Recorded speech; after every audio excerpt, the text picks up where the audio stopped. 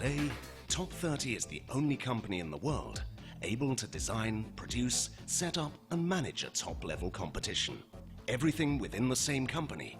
Everything with the trustworthiness and professionalism that an official competition requires. Everything. Top 30. Top 30. The heart of climbing.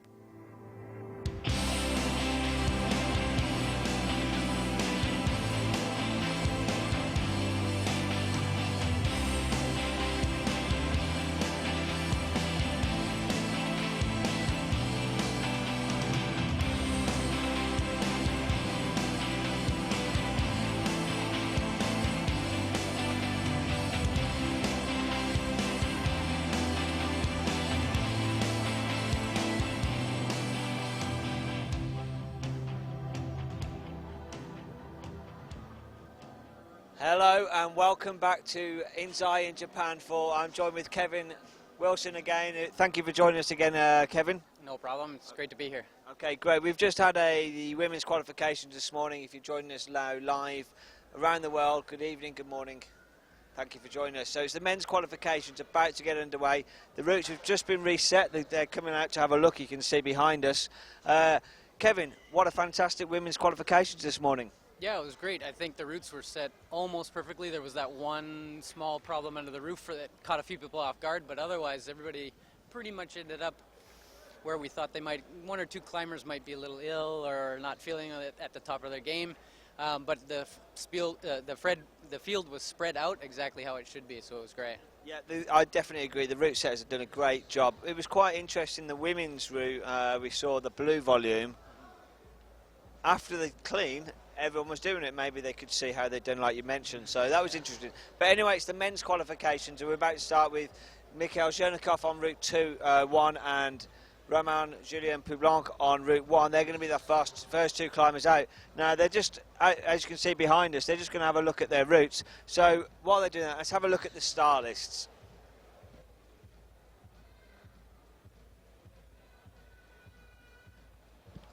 So here you can see page 1. This is they're going to be coming out in two groups, as they always do in the qualifications. Mikhail Zhernikov will be on the left-hand side, and that will be the starting running order. You can see. Kevin, we've looked at the overall rankings. Sachiyama is in first. Ramon. What do you think will happen today? Well, given that it's qualifying, I'm pretty sure that the top guys aren't going to have too much trouble, but the pressure is going to start building for Sach, so I know he said in the interview that he was prepared for it, but we all say that. So we'll see how he does tomorrow. If he climbs really well today and gets, the crowd behind him, starts to really ride that wave, I think he'll be fine tomorrow. These routes are not extremely hard either. These guys are used to red point or to flashing routes that are in this range, which is 8B and 8A plus for the routes. So I see a fair number of top outs in our future here. Okay, thank you. That's Kevin's input. Now, what's great to have Kevin here. Kevin, if you've just joined us, you missed the women's qualifications. Kevin used to climb on the World Cup circuit, him and his twin brother. He's from Canada. He was in the national team. What's it like coming back onto being in a World Cup event, Kevin, just even on the sidelines?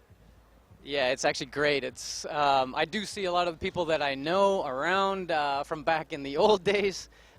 We've all got a gray hair or two, but most of the guys are like Carlos Brasco, who I used to climb on the World Cup circuit with, is now chief route setter, and he's doing a great job. Marco Scolaris, who's the president of the IFSC, I believe he was coach for the Italian national team at the time when I was on the World Cup circuit in the early 90s. It's great to see him, even though today he's feeling a little bit under the weather. We'll get an interview probably with him tomorrow, and some of the other coaches, Francois Petit, other route setters like Jackie Godoff.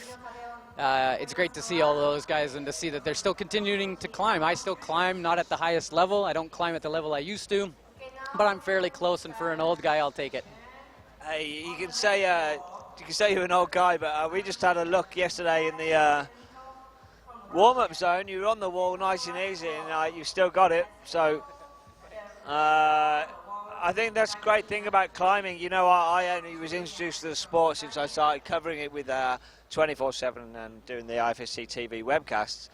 It's so exciting, but you can never get hold of it. It's a sport that you don't have to compete at the highest, but you can still keep climbing well into basically you can't get out of bed.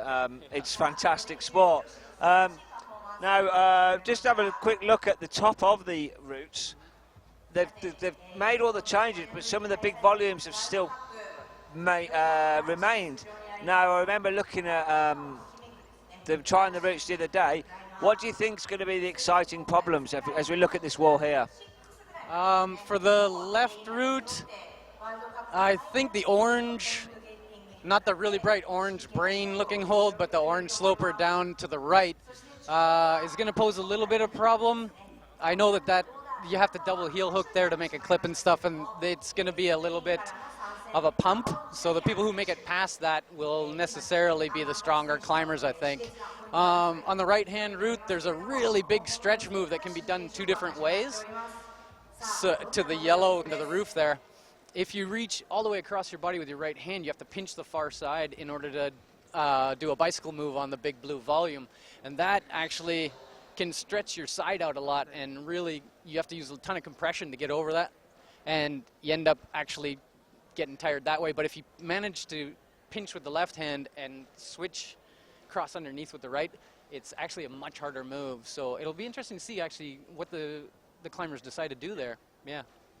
You can see your compatriot just in front of you, Sean McCall. Yeah. He's going to be looking to do. He's done well this so far in Asia. He's had 2 medals. Yes. Gold, obviously, in Xining, and he's on form. He's like we were saying. If we just quickly pull up the rankings for the men's, if you just give us a second there, we just quickly look at the rankings. This is how it stands at the moment for the IFSC World Cup. Sachi Ama on top, Ramon Julien Poublon, and Sean McCall. So they're the top 3 who could win the overall, depending on the finals results. Well, let's jump straight back now into the starting. Both climbers about to come out, or start the ball. Ramon is just underway. And so let's enjoy the start of these men's qualifications. Kevin, so Ramon, let's have a look at how he tackles route 2 first. Yeah, great. You can hear the big round of applause in the background. It's great. That's a nice thing about the Japanese crowd. They really get behind everyone. It doesn't matter if they're Japanese or Spanish or French or German or Russian. It doesn't matter. Everybody gets a big cheer. So it's going to be interesting to see Ramon climb this. There are a couple, like I said, that stretch move up to the yellow hold is actually going to pose a bit of a problem. I think he'll have to do the match version, but he's so strong that I would imagine that he's not going to have too much trouble. And given that he's at the top of the standings right now with Sachama and Sean McCall, I know he's going to fight his hardest and really try and do his best in this competition. It certainly helps when you climb the qualifying routes. If you can do the routes, the old adage, success breeds success, actually rings true in rock climbing, in the sense that if you can do the warm-up, quote-unquote, warm-up qualification problems for these guys, the routes, your body actually becomes more and more used to the climbing and gets stronger and stronger as you go. It's just a natural reaction of your body to success. When you're successful at something, you relax on the next try, you relax as you climb, and yeah, success really does breed success. We'll see. The climbers who top out in the semifinal, however, sometimes relatively poorly in the final. However, when she finishes poorly in the semifinal, she does really well in the final. It's like a reversal of fortune sort of thing. So, but obviously in the qualifyings, they all want to do well and have a lot of momentum as they go into the semifinal and final. It's nice to see them at the same height on the route, kind of moving at the same pace. It's kind of interesting. The different styles, different heights. You can see Chernikov is just so much taller than Ramone. Now here he's at the orange hold that I was mentioning might cause a couple of pump problems because you clip from there and you're kind of pinching with your legs. It's a funny body position that causes a little bit of stress. And you can see as he's moving off that hold, it's a little slippery. You have to put a bit of pressure on that hold in order to keep holding it. And then the feet get really bad here. So Wow, Ramane is squeezing that crimp, or that pinch, the pink pinch really easy. Now here comes the long move right here. We'll see if he actually ends up pinching and crossing, or if he does the undercling. No, he's gonna do the pinch version. There we go, with the heel. Wow, he makes that look easy. That actually is the harder way to go, apparently, according to the route setter, but looked fine. Wow, he looks really good. Chernikov's looking good too. They're both moving so easily, I don't see any problems here. Don't see any problems. I don't know if you can see the routes here. Well, you can see from that camera angle. The walls are about 15 metres high, but the route setters have done really well to extend the route, so they go not just directly vertically up, but they're going around to the left now, and then he's going to go back round to the right. Ramon is. Mikhail Chernikov started in the bottom left, moved over to the right and back round, so very different style routes altogether. Both. What did Carlos say the routes are, Kevin? I think he said the right route is 8B, and the left route is 8A plus. And there you go. Chernikov gets a huge round of applause. That's excellent. He really made it look easy. I think people are going to be surprised when other climbers come out, because both these climbers just made these climbs look so easy, and they are not that easy.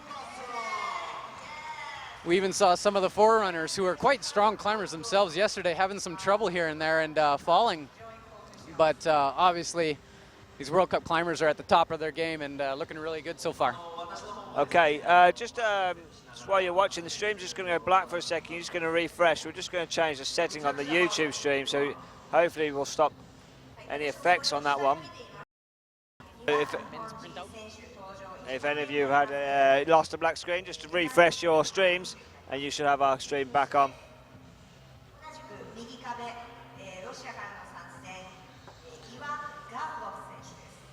On the left wall is from Japan, Takuma Numajiri, and on the right wall is from Russia, Ivan Davlov.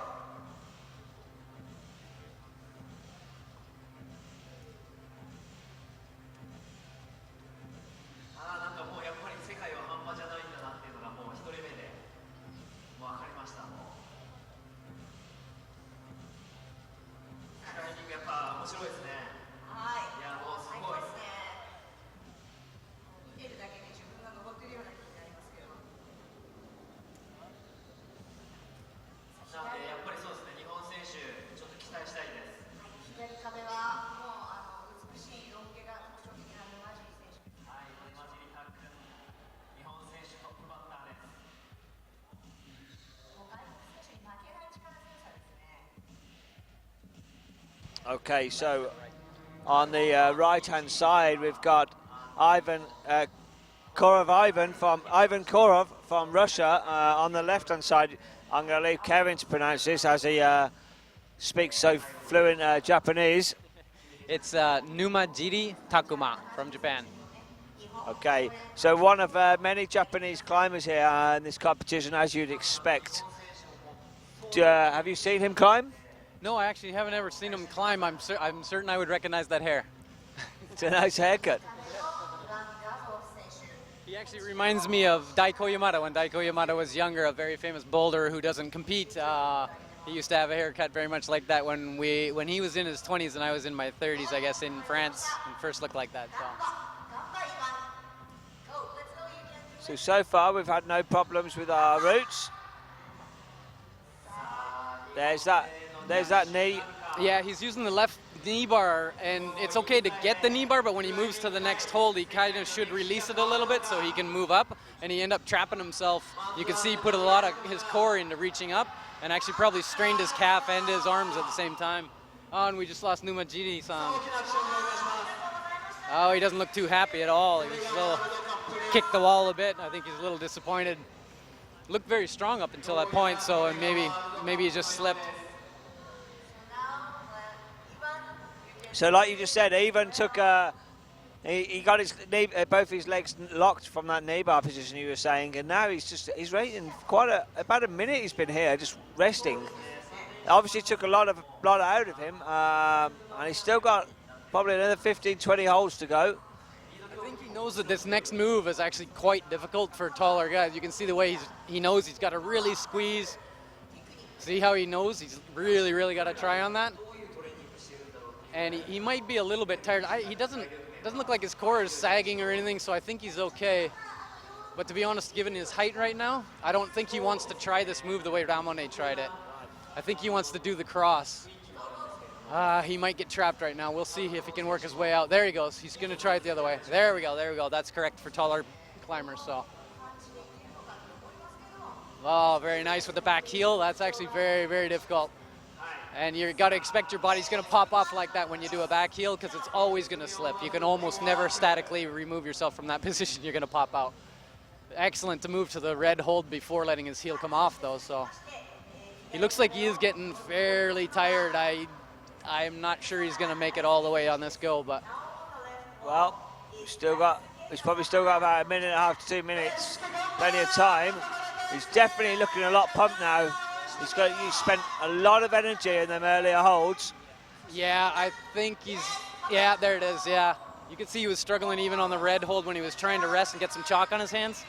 You could just see him sagging a little bit. And but that's a great effort. That's a very hard route. Like I said, Ramone made it look easy. Don't expect everyone to look that good on that route. And on the left-hand side now we have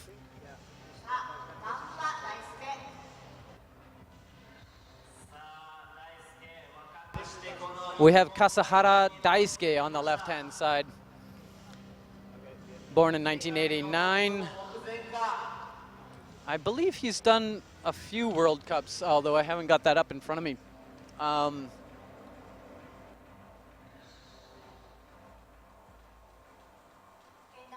the right wall, standing Mario Lechner from Austria. Yeah, I was correct. I did recognize him. He's actually, he was 19th last week in Mokpo, Korea, so it's his first World Cup though, so prior to that I'd probably just recognize him from climbing around here. On the right-hand route we have Mario Lechner, who everybody probably, if you follow the World Cups on IFSC TV, you'll certainly recognize his name. He's been in pretty decent form lately, making several finals. Did he make 7th in Shining, and Mokpo he was 14th, so he didn't quite have the same run. But yeah, as Mike was just saying, none of the Austrians really had the greatest run over there. So let me get you back to Mike for some stats. Yeah, Mario Lechner, he's 21 years of age, part of a strong contingent from the Austrian team. His year has got progressively better. He finished 6th, his best this year in Atlanta. But he's always there or thereabouts. He does very well to get into the semi-finals, set some good qualification routes. His semi-finals has held him back at the start of the season. So as we just use Kasahara, Mario is his best performances were in Purs and in Atlanta. So he'll be looking to finish Asia Tour with a high like he did in Shining and going into the last competition in Kranz. So let's see how he does on this section of the wall. This is where we just saw Ivan get troubled around this blue volume again. So let's have a see how he does with his knees. Yeah, he locked him in right away. If he can hold like that, there we go. You can see if you get the holds just right and kind of use a bit of momentum and don't lock yourself quite so far underneath the hold, you can actually reach a little easier than what Ivan did. And I guess on the left-hand route, we're about to see Jorg Verhoeven come out. There he is. Yep, just getting to the base of the wall. Mario looks relaxed. It looks like most of the climbers are probably going to follow Ramone's lead and Ivan's lead and take a decent rest on that pink kind of jug on the edge of the yellow volume before they get moving, because they all know that this traverse section here is what really pumps you out. See which version of the next move Mario uses, whether he's going to cross or do the match like Ramone did. I think for Mario's height, he should probably cross and he'll find it a little bit easier, but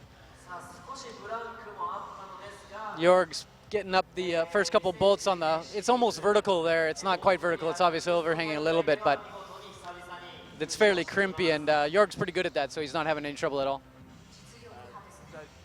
Yeah, just looking at Mario, we'll come back to Jorg and look at Route 1 in a second. Mario, he's got moved straight through to this red volume that Ivan struggled to move on from. Mario's looking stronger. Yeah, he definitely made a nicer transition onto the yellow hold, and his feet didn't cut, so probably saved a little bit of strength, but his leg did start to shake a tiny bit on the blue volume as he was moving out to the pink crimp. But it looks like he's recovered a little bit. And now if he can just keep it together for these last couple of hard crimp moves and the undercling, this green kind of slope or crimp undercling. Here you can see him looking at those 3 holds because he's probably not positive which one you're supposed to grab. There, he's got it. Come on. Ah. Yeah. Good job, Mario. Well, that was Mario's first route over. Now, Jorg has had a fantastic season, really. He's had a couple of years off. Came back, first competition, he was gold in Imst. I think it was Imst he took gold. Let me just check my stats. Yeah, it was Imst. And then he's just progressively well. And then obviously silver in Shining. He's had an all-round good season.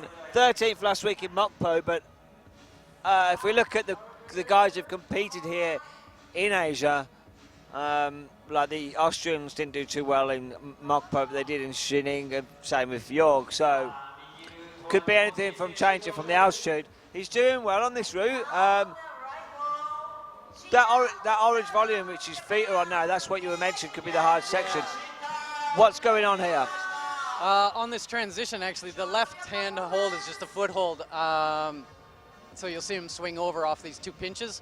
And actually what he was just clipping off of is a big plate. It looks like a big hole, but it's actually 2 crimps, one on the left-hand side, one on the right. And that clip will actually blow out your right hand a little bit, so that when you go to this crimp, the pink crimp that he's got now, a lot of people will fail right here, right there, yeah. I'm sorry, I didn't mean to say that and jinx him or anything, but you really blow your right hand out when you're clipping, and it leaves not much strength for the final 2-3 moves. So still, that's quite a good result. I think he'll be happy enough with that. And we're moving on to Ozawa Shinta from Japan. Will be on the right-hand route. Well, I guess he's already several bolts up the right-hand route. Moving nice and slow, confidently. And Jorg, actually, when he was in Shining, was definitely feeling the altitude, he said. Even though he had a great result, he felt the altitude and was a little bit concerned with the holds in the qualifying, but I guess he climbed enough on the qualifying to get used to the holds, and then got even stronger in the semifinal, and of course in the final did quite well. Here everybody seems to be happy enough with the holds, happy enough with the wall, even though it's a little bit short. The route setting has been excellent, and it looks like these routes are going to be great as well. We've already had a few people getting split out, so.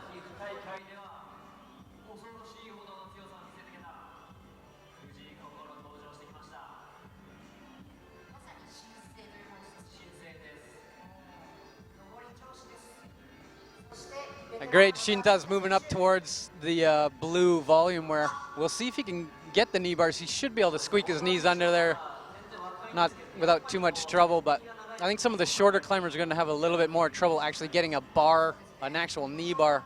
They might just kind of get a scum in there and call it good. Oh no, he's able to get it fairly decent. Yeah, you can see it's a little bit, he doesn't have long pants on, so he is going to burn his knee a little bit and slide as he tries to move off that hold, quite possibly. Yeah, you got to be careful there. He might slip going towards this jug. Ah, there we go. He's got it good. And on the left-hand side, we have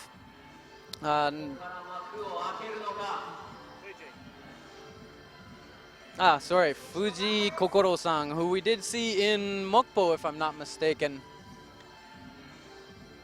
I'm just checking, can't remember exactly where he finished, but He was 23rd in Mokpo, and actually looked for 21st. Pardon me, 21st. Here's Mike. Yeah, but incidentally, he was first in the Asian Youth World Championship in Singapore in 2011. So he's definitely in Asia. He's one of the better climbers. He hasn't actually climbed on the adult World Cup circuit before this Asian World Cup and last week in Mokpo. And then last year we did see Sonata on the World Cup circuit. He was he appeared in Crunch and Barcelona, reached the semi-finals in both of them. So not been out in Europe this year, but he's looking strong. Yeah, he looks like he has experience for sure, and I do remember seeing his name, so hopefully he'll make it past this. Oh, great. Looks like he's got that the right way. If he can bicycle this hold properly, he should be able to make it to the red hold. Gamba, oh! He actually snagged his hand accidentally on the quick draw there. You could see him look at his hand as he came down. I think that really threw him off. Because you do have to have a little bit of momentum. You can't just hang dead off that yellow hold or you'll slip just like he did. Oh, and Kokoro just fell as well off the green hold. But still, that's fairly decent showing for the two Japanese, and the crowd is appreciative of their efforts. So we'll wait for our next two climbers here. We will have another Japanese climber, Higuchi Masahiro, on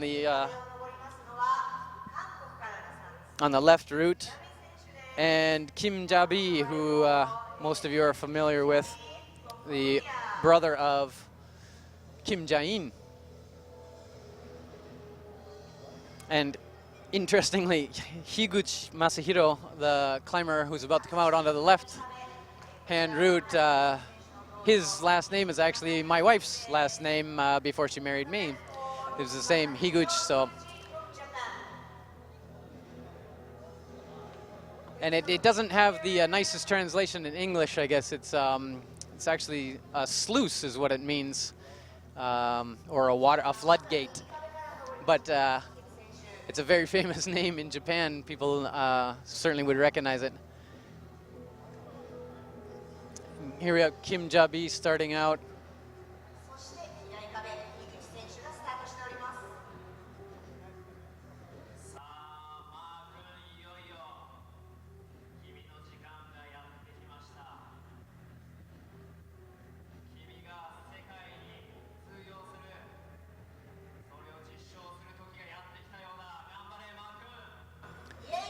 It's great to see a Japanese climber and a Korean climber together on the walls here, and the support from the Japanese crowd for all the climbers from Taipei, from Korea, from anywhere. Despite the political tumult in the world, we like to think that climbers are all one big family, and I think it shows at these competitions.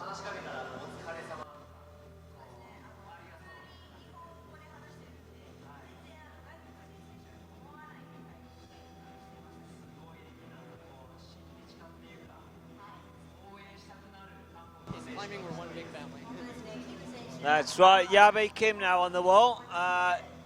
He enjoyed climbing in front of his home crowd last week. He was outbeaten by Hyun Bin Min, who took the men gold. But they're both going to be here battling out for the gold here. He'll be looking to do his sister proud. She'll be watching on after a great performance from her this morning. Incidentally, if you're, good morning to everybody who's still in Europe. I saw earlier people in the chat. Good morning to you, and well done for staying awake to watch us. Good evening to Ryan and the fellow Americans and Canadians watching over on the other side from here. Back in the past, they're watching from us. I think it's yesterday. We are in the future. We often joke about that in the IFSC webcasts. The flux capacitor working again. Yes, exactly.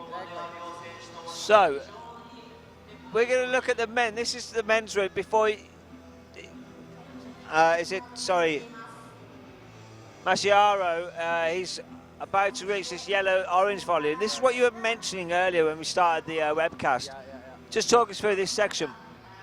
From the yellow undercling, you have to grow up to this orange, and some people, originally they actually had a double heel hook, and here they're leaving it kind of pinching your feet. And as you can see, if you don't clip from there, you run into a lot of trouble. Now you can't, it's very, very difficult to clip. Oh, he's really getting a lot of help from the crowd here, but I think his arm's a little bit, oh, he's gonna be able to make the clip, come on. Good, good, good, good, good, good. Yeah, he had a higher foot, a pinch on the left-hand side there. But if you get in that trouble position before you clip, it really does take it out of you. That was a good effort to make that clip, though. I bet he was a little nervous because you can slip sometimes on those. And it just shows you how much extra the audience behind him. You could hear it, the crowd just erupt then, just to give him that extra support. It kept him up there for that extra minute for the clip. But like you say, now Yabi Kim here on the wall. It looks like he's got himself trapped. Like, is that not correct? Like, Mikhail? No, this is actually okay. He's one step higher. He's on between the two volumes. Okay, right. If you get your knees in there, because you got such a good hold with the pink, it's actually great to be able to rest like that. It's the one below where if you get trapped, you can't quite reach the pink hold, and that's a bit of a trouble spot. But he looks great. He'll be able to unwind from that and reach up easily. And now he knows this move is quite hard, so I think he's just really trying to chalk up a lot, psych up, and move through this section. Oh yeah, he looks great. He's the only climber besides Ramone to chalk off that pink hold, if I remember. Of course, I've been looking at booth routes, so I may have missed someone, but Very smooth. yeah, he's actually slightly European or French in that way. French climbers are fairly famous for that. Yeah, well, he has spent a lot, obviously, with his sister travelling the whole World Cup circuit. He trains out in Europe with the guys, so you can tell he's maybe taking some experience from them and from his sister. He's very, like watching him now, he's very smooth, like his sister. Yeah. Taking it one step at a time. Over on the left-hand side, you spoke to him the other day at the gym, I believe. Domin Skofic? Yes, yeah, he was at Yuji Hirayama's gym, and we had, I actually didn't end up speaking too much with him, just a little bit. I had more words with Urban, and they were saying that it was great to be able to just get some movement in, like Maya Vidmar said earlier in her interview. But here, let's focus on Jabi. He's really doing quite well.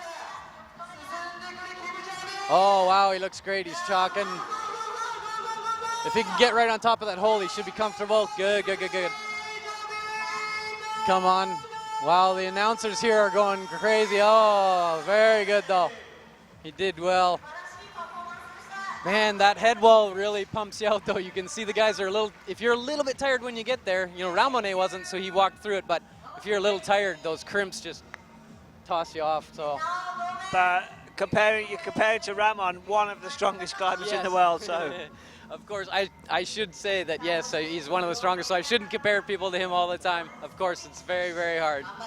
It's been quite, I do like the format of the lead competitions compared to the bouldering in that we have a random order that the athletes come out. In the bouldering, it's the highest seeded come out first. For qualifying, yeah. So here, we've seen the world's #1 take this route nice and easy. So far, we haven't seen a second top on this route. So we know it can be done. We've just got to wait. Sean McCall coming up very shortly on that route. So these guys can do it. Domin Skofic on the left, though. We haven't seen a top yet on this first route. I don't think. I don't look. Oh no, Mikhail Shonikov, the first climber. I think he did on the first climber. So they were the ones warmed up freshest from this morning. Domin's looking good. He managed to clip in the correct spot there, so I think he's okay. But and he's okay on the crimp there. He managed to chalk as well. He knows he has to clip from here, most likely. Yeah, he's going to do it correctly. So he's starting to strain a little bit with his right arm. We'll see if he can get a little bit of a shake. He went slow enough. He might have got some blood back in his arm there. So if he can crank up, come on. Yeah, no, that was it. It's that right hand when you're clipping off that crimp. I'm afraid it's taken a lot out of everybody's right hand. And it's also quite a reach. I mean, Domin's not a short guy, really, in comparison for his age. That was quite a reach to that red hold on that white volume. So that's, like you say, if you're tired, getting there, that extra momentum you're going to need to push up. If you don't do that first time, that's going to be the end of your climb on that route. Yeah, and your foot's in an awkward position because it's actually away from the hold. The hold is facing to the left and the foot is off to the right. And there's nothing to press with, so you need a lot of core body tension in order to just keep your shoulder tight as you move away from the hold. And it actually, yeah, it's going to spit off a lot of climbers, I bet. Okay, over on route 1 at the moment. Narasaki Tomoa from Japan. And I'll just jig up some stats on. Yeah, I haven't seen him climb as far as I know. I don't remember him, but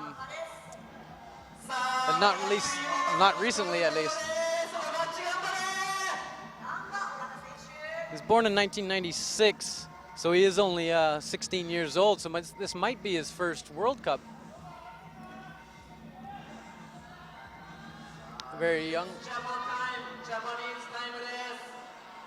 Oh, he's struggling a little bit. If he can get his knee bar, he might be able to get something back.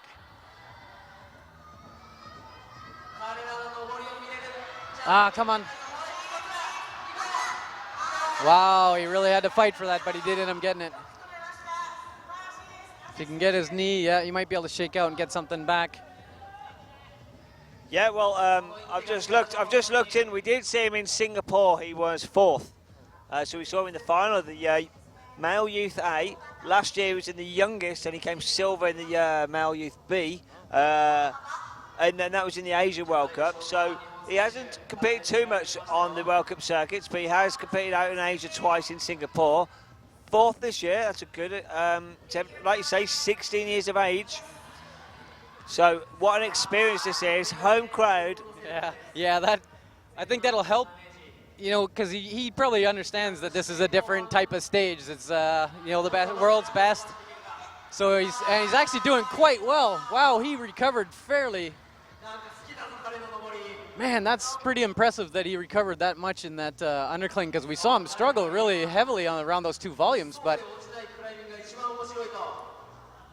wow, I'm really impressed with this young climber. That's amazing that he can recover like that. Oh, there he, well, he did quite well to make it there after having some trouble on the bottom. That was quite impressive, actually. And on the left-hand route, actually, we are looking at Ogata Kazutoshi, who's 29 years old.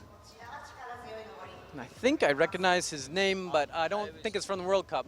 No, it was 2010 when we last saw him in the IFSC, and that was in Shushan in Korea, which was not webcasted 2 years ago. So we won't have seen him on IFSC TV. I probably just saw him here. Yeah, maybe you saw him here in Japan. But he's looking strong at the moment. Yeah, definitely, he's all right. Oh. He looked back at the crowd there for something. I'm not sure. I didn't hear anybody in the crowd say anything really specific. Maybe he's just playing with the crowd a little bit. I'm not sure why he glanced back. I think he's taking it all in the moment. He's obviously new to the World Cup scene. Climbed once before. And probably just enjoying having his friends in the crowd, giving him support. Here we go, the man of the moment. He's on form in Asia, and your compatriot, who is it? Sean McCall on the right-hand route, yes. Sean has been climbing extremely well with his 2nd win ever in a World Cup, which was in Xining. His first was in Kranya in 2009, if I'm not mistaken. We'll look that up just to be certain. Oh, and Ogata-san did fall there. Yeah. He definitely gave it a good effort. I'm not sure if we'll see him in the semifinals tomorrow, but he might have given it just enough. Sean's moving nice and slow compared to normal. He normally is quite a fast climber, but I think he's trying to focus a little bit on taking it easy in these qualifying rounds in order to not make a mistake. Yes, you were correct. It was his second gold ever. He has podiumed several times. So, yeah, it was Kranz last year. It was a fantastic competition, which we're looking forward to again. Tomo, the organiser, you know him very well, Tomo.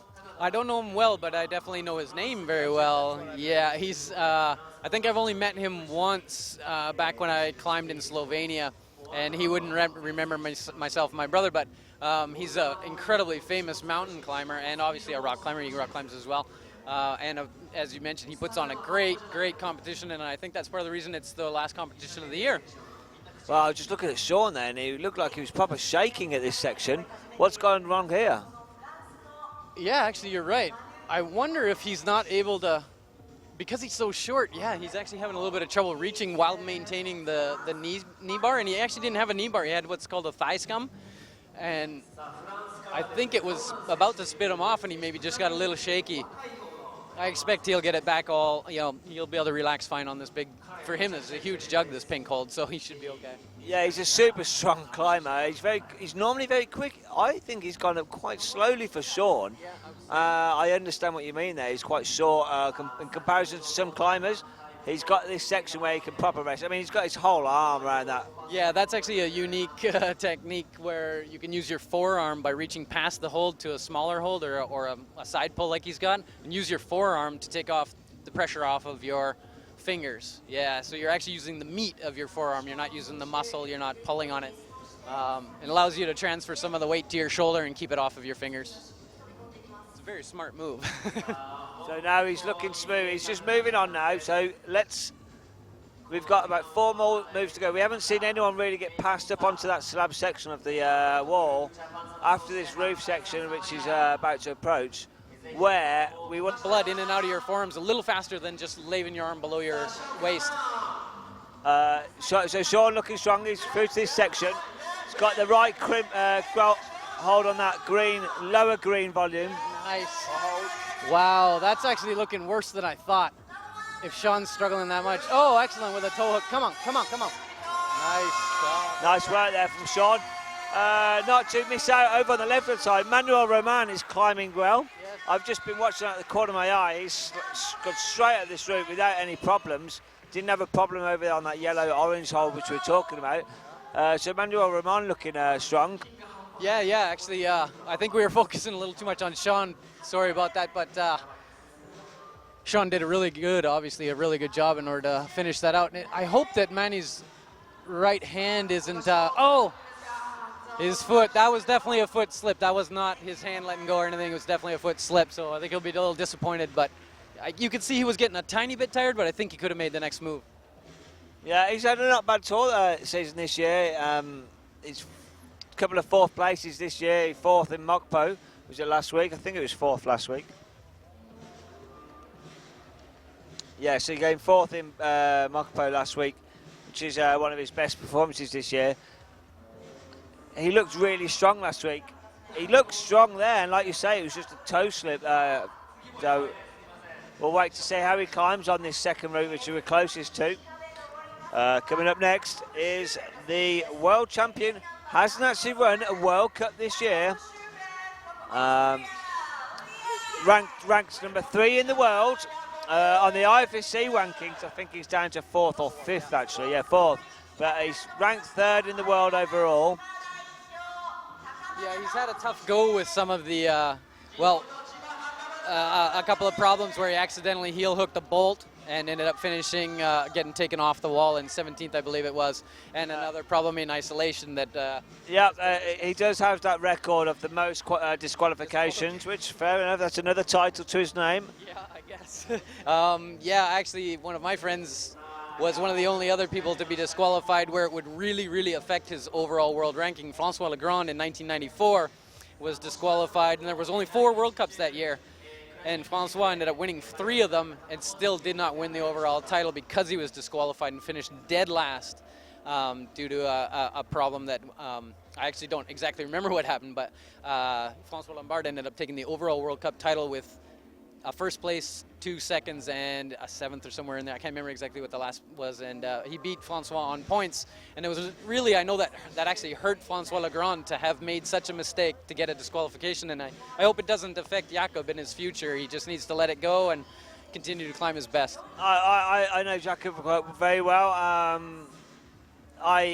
He's such a mature and professional. The Pers incident, yeah, he's over that. He's forgotten about that. The Chamonix incident was a pure accident. He didn't realise. We spoke to him about that. He accepts the decision.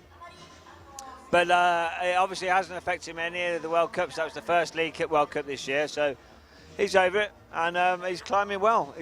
He's up to this section a lot faster than Sean did, which is quite surprising. I would have expected Sean to race up that wall. So, Jakob, on this section, what's he going to do?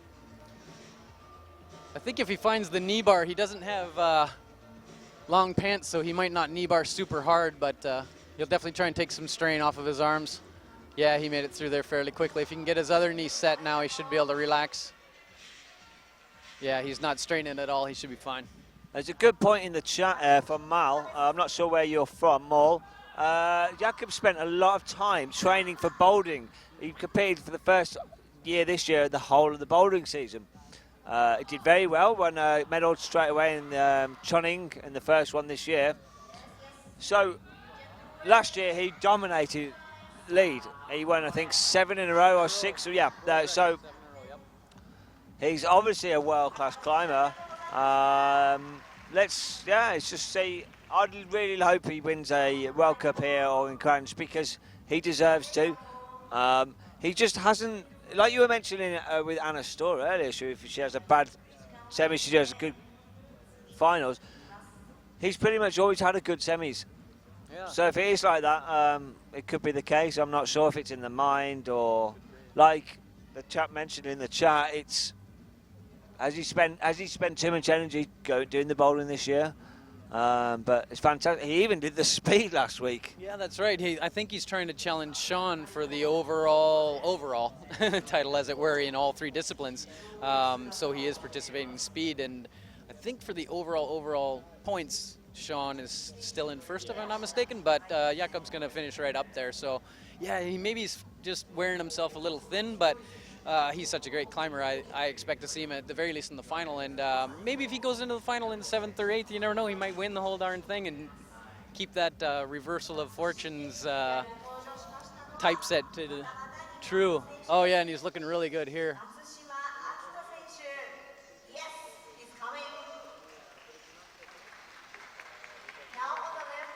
Okay.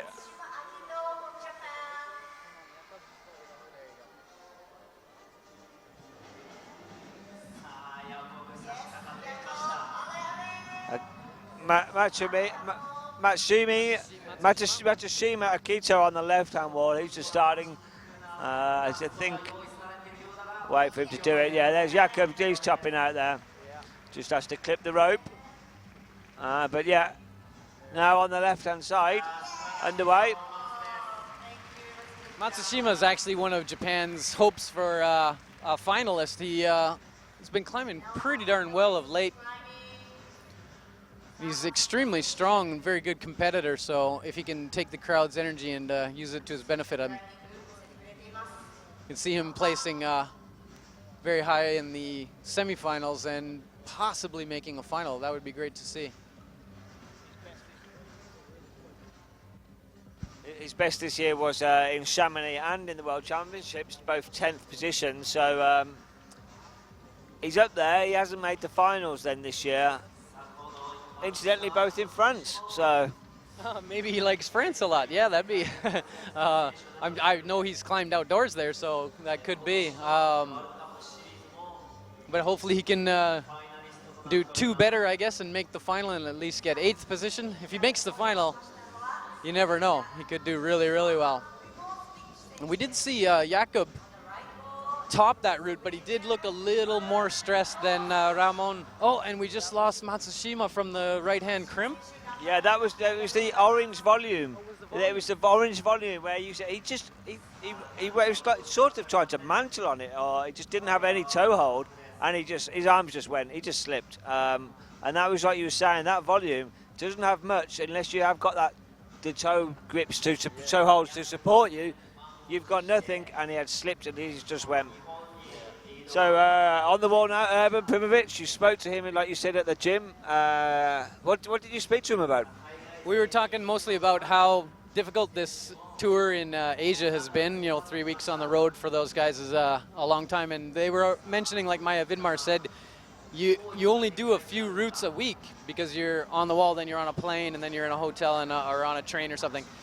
So he and his compatriots were definitely happy to get into Yuji's gym and just do some circuits. They weren't doing really, really hard bouldering necessarily. They were doing some circuits, but at least get some movement going. François Legrand, our friend who was 5-time World Cup champion, he used to climb 2 days on, 1 day off, and he almost never varied from that even when he was injured and stuff, because he said he got phlegmatic. Call it in French, phlegmatic, which is just to say you don't breathe very well. And if you're not breathing well, you're probably not going to climb very well. And that's a good point. Not only have they not been in their usual climbing, either in a gym or anything, they haven't had the access to climbing gyms like they would in Europe because they have to get the travel and they'll be staying here in hotels. Then they've had the change of altitude from Xining and to sea level in Korea, and then on top of that, they've also had the time zone changes. I mean, even it's only an hour here and there between China, Korea, and Japan. Me and Steve have our body clocks have been all over the place, just changed the odd hour. Incidentally, actually, I question the clocks change over in Britain tonight. They'll be going forward. Is there any clocks changing over here this weekend? Is it not this weekend here? I don't think so. In Japan, I don't think so. I'll have to ask. Yeah, I'd hate for us to be late tomorrow. No, we won't be late. We'll be just too early. But I'll be. I know it's British summertime's changing again in Britain. And I think America are 2 weeks difference to us. I'm not too sure, but all these clock changes. All I know is on Monday I'll be putting it back to whatever time it is in Britain, and I'll be sleeping. There you go. That's right. You guys finally get to go home. And actually, on behalf of everyone, I'd like to say thanks to Mike Roper and Steven for the hard work they put in. You guys don't get to see behind the scenes, but I've seen it this weekend, and trust me, these guys work hard, and it's more difficult than you think. Yeah, it's my job. I can't moan. I get to see the world's best climbers every week, so. And I've actually started climbing myself, so it's good. That's right. On the practice ball, I saw you giving it a go. It was actually, it was good. You'll be all right. You'll be right up there. And next year, we like to see you on the World Cup circuit. No, I'll be on the World Cup circuit, but still be on the desk. There you anyway, go. Stefano on the left-hand side. We mentioned him earlier when Jenny was climbing.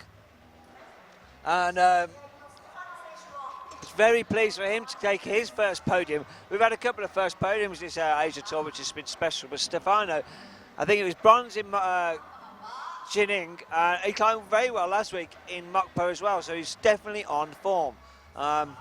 It'd be great for him to represent Italy with another podium. It'll be good, 2 podiums. It'll be very good for Europe, for Italy in Asia. Yeah, that'd be great. Oh, he did just come off there. That Urban's looking good, but yeah, Stefano has actually been in excellent shape, and it looks like Urban might top out. Wow, come on. Bang. Oh, come on. There we go. Excellent. Wow, that's a hard route. That's no joke. He said he was feeling much better the other day, just having done some movement, and it certainly looks like it. And Stefano, he might have taken that a little lightly. I'm not sure. It didn't look like he was actually that tired, and I'm sure he's going to be in the semifinal, so maybe he's just going to use this as a bit of a mental primer. But he's actually been doing some of his hardest rock climbing outdoors recently as well.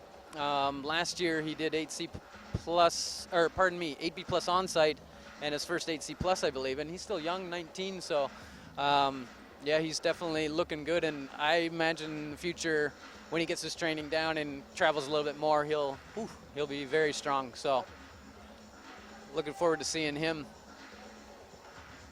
Well, I've just seen Urban just come in front of us. He's talking to Domin now. That was a fantastic climb. Both of them only 18 years of age and very good friends.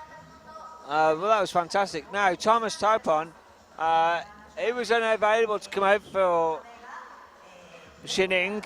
He's on the wall, and another Korean.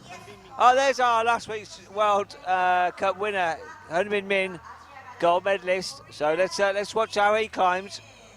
Yeah, I was super happy last week when he won. Not necessarily because he beat my friend Sachiyama, but because he actually just climbed so well, and it's great for climbing that the Koreans did so well, having put out so much to make sure that that competition went well. It's great to see them actually take first in both the men's and the women's.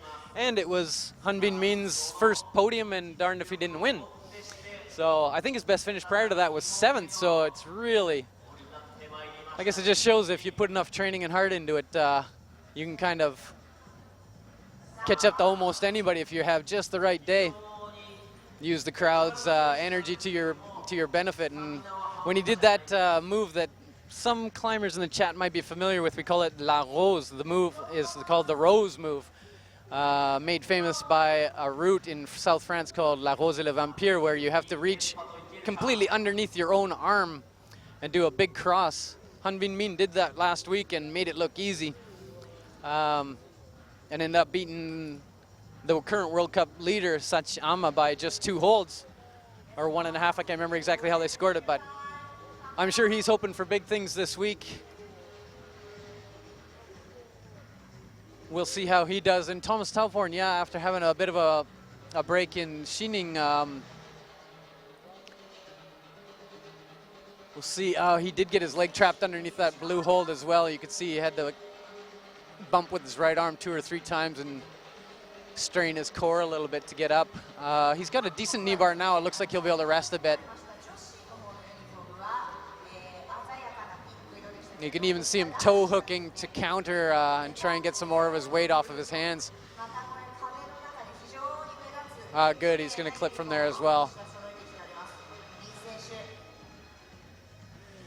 Here Hunbin Min's moving quite easily. We'll see what he does up at this orange hold. If he pinches his feet just right. Oh wow, he made that look pretty easy. Let's see if he, bang, good. Yes, Thomas, you're doing good. Now let's see if he can clip easy enough here. Oh yeah, no problem, great. Take your time. Thomas also made his made that cross move look easy. We'll see which version he's gonna have to do the cross through yet. Given his height, reach all the way across and then bicycle or heel. Oh wow, Thomas is actually tall enough to just completely reach without bothering to get the bicycle until after he's got the red hold. I think he's the first and only climber to be able to do that, so that might save him a little bit of energy. He's not shaking quite as much as some of the other climbers like Urban and Jakob did, but sometimes just moving on is the better move.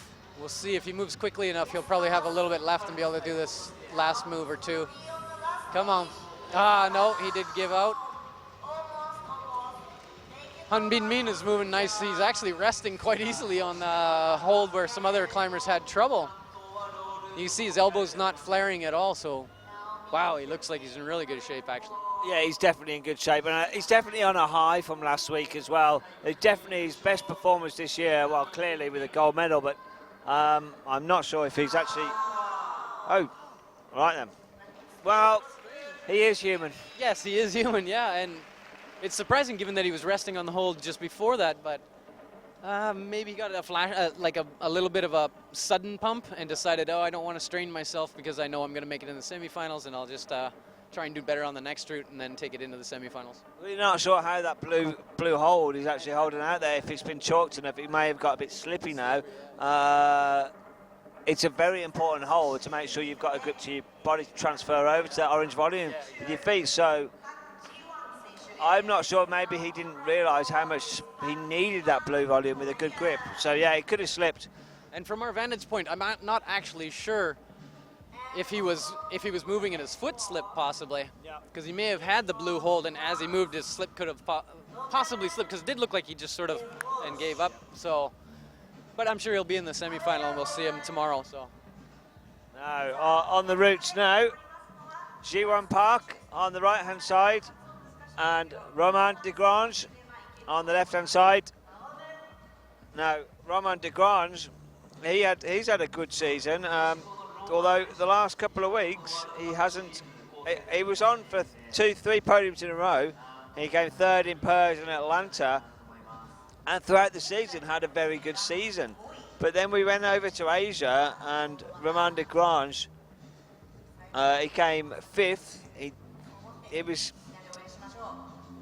was at that. It was in Jining where there was a big difference in the final.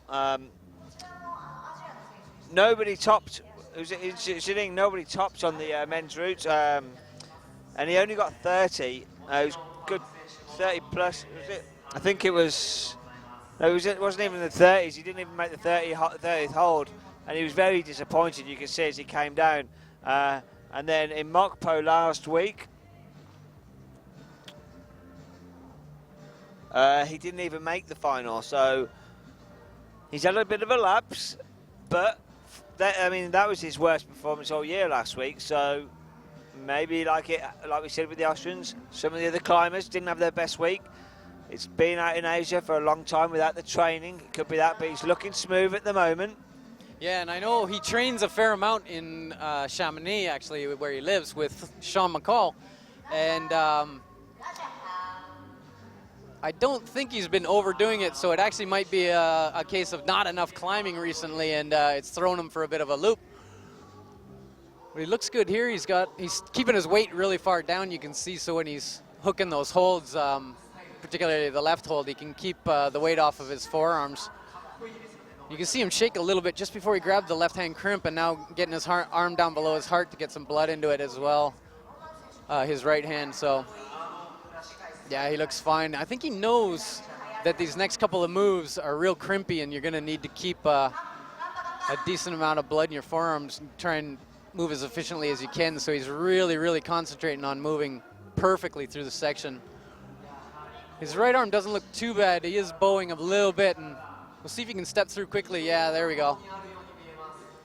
You see him shake his right hand just a hair before he got it on the next hold, and I think he's going to be. Oh, good. Yes. Nope. Him as well. It's really that right hand. Everybody's losing the right hand as they clip, I think.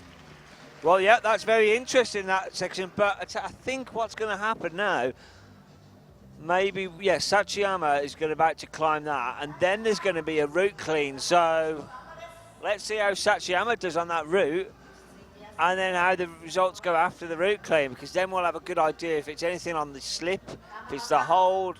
I mean, you did mention the 2 orange hold volumes. That was a foothold. That big orange one is just a foothold, but how much grip they've got on that, if they've slipped or so. Sachiyama we're going to see, but still on the wall at the moment. Yeah, Ji-Hwan Park is climbing quite well on the left hand, or pardon me, on the right hand route. So I wonder if the grades aren't the opposite way for these routes. The grades might be a little bit harder. The left route might be a little bit harder than the right route.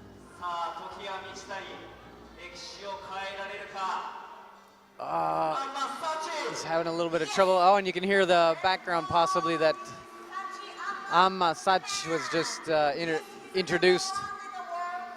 And as Mike said, we'll have to see how he does.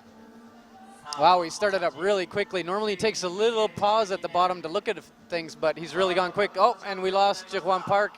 I think he was having trouble getting his heel hook and reaching out to the red hold, and it was really confusing him. He should have jumped immediately to a bicycle, I think, and, well, easier said than done, I guess. We'll have to see how Sach does now. Yeah, I'm quite excited for Sachi. He's, I've enjoyed meeting him throughout the World Cups in Europe. He had a great start to the year. Gold in Chamonix, gold in Briançon. Then didn't podium for a couple of times. But he's there at the top of the IFSC World Cup points. With a great performance podium last week, a good win here will give him a good advantage over Ramon going into Crans. And he's got the crowd behind him. Yeah, and I was actually speaking to some of the organizers, particularly Kitayama-san, who is actually acting as president right now of the Japanese Mountain Foundation. And he was actually hoping that Sach would lock up the world title, the overall world title, at this particular competition. That didn't quite happen, I don't think, unless somehow Sean McCall and Jakob Schubert and Ramone all have a really, really, really bad competition. Sach is going to have to wait till 2 weeks from now in Kranja to really lock it up. But if he'll put enough distance between himself that he'll make it really, really hard for anybody to catch him if he wins and Ramone finishes worse than third, say, for instance. For sure, he's got a 16-point lead at the moment, but it will all depend on tomorrow where he comes and where Ramon comes. Or again, indeed, Sean, who didn't look too tidy today, but has the potential to still win the. And then I think Jakob's a bit too far out now in the points range. He's about 40 odd points behind, so he's got to win and hope the others don't even podium for that to take any effect going into Crunch, which I can't see happening. Also joined on the wall is Kazuma Watanabe from Japan. So it's a full Japanese wall. The crowd will be cheering both of them on, but everyone's focused on Sachi at the moment. Now this is the section. What's going to happen? I think you can see the way his arm is a little lower down and he's not bowing his elbow out. It means he's more relaxed on that crimp than the other climbers, so he's probably saving a little more energy there than, oh wow, and he's actually chalking very easily there. So you can see the way he squatted down on that brain sort of hold. The other climbers have stayed fairly straight up with their hip into the wall. It actually forces them out from that blue hold, so they might have had trouble because of that. We'll see if he can get this next hold. He's doing it slightly different than the other climbers, but come on, there we go. Good, good. Watch your leg on the back of the rope, good, good, good. This is really going to give him a lot of confidence if he can finish here. Come on. Come on, Sach, gamba, there we go. Okay, good, excellent. Still got to put his rope in, there we go. And the poster boy from Japan, very pleased, and that's one down for Sachi. Yeah, he was shaking his head a little bit like, wow, that was harder than I thought. So, but he's got a big smile on his face, so I'm sure he's happy. And if he can climb a little more relaxed on the right, you know, get used to some of this pressure and climb a little more relaxed, he'll be in good position for tomorrow. Okay, here's compatriot. I think that's the end of Route 1 now for half time, we'll call it, till the route setting. But we've still got about 3 or 4 more climbers to come out on the right-hand side. Yeah, we've got 3 climbers, two Japanese climbers, and I believe Magnus Midbo will be our last one. So the Norwegian climber will be our last to see on this route. Yeah, and Magnus has actually been surprising a little bit because from his outdoor performance last year and even recently, he's really, really looking strong. And but outdoor climbing and indoor climbing are a little bit different animal. Sometimes you can run into trouble where outdoors you're just really killing it and you think, hey, I'll go in and have a great comp, and things just don't go the right way. And there's a different strength involved in grabbing artificial holds. So that's what you're right. We were having this discussion yesterday while we were setting up your. Kevin was talking to me about outdoor and indoor sport climbing, and incidentally we were talking about Adam Ondra, who in the chat people always talk about. Where's Adam? Blah blah blah blah blah. Now, let's just fill in the people who are watching about our conversation. Adam Ondra, well-renowned, one of the strongest climbers out there outside route climbing. Yes, he's definitely, as of right now, I would have to say he is pretty much easily the strongest man in the world. Just because recently he did a route called Change in Norway in Flattener Cave. That's the newest hard route in the world, and it's graded 15C. It's the one step above anything else in the world, and it took him a long time to do. He really had to put a ton of effort into it, and at the same time, while he was still in the same area, he on-sighted 3 8C pluses. Now, to put that in perspective, there's only 2 other human beings in the world who have ever on-sighted 1 8C plus. That was the first ever 8C plus by Pachi Usubiaja, and the second 8C plus was by Adam Andra, and the third was by Ramon Julian. And he did do, admittedly, an incredibly hard 8C plus called the Crow in Rifle, but Adam Andra did 3 8C pluses in the span of a week. He's also done a 9B plus called Chaxi Raxi and an 8C plus on site in the same day. So it's phenomenal how strong this kid is. It is phenomenal, but incidentally, in lead, sport climbing, indoor, not as good.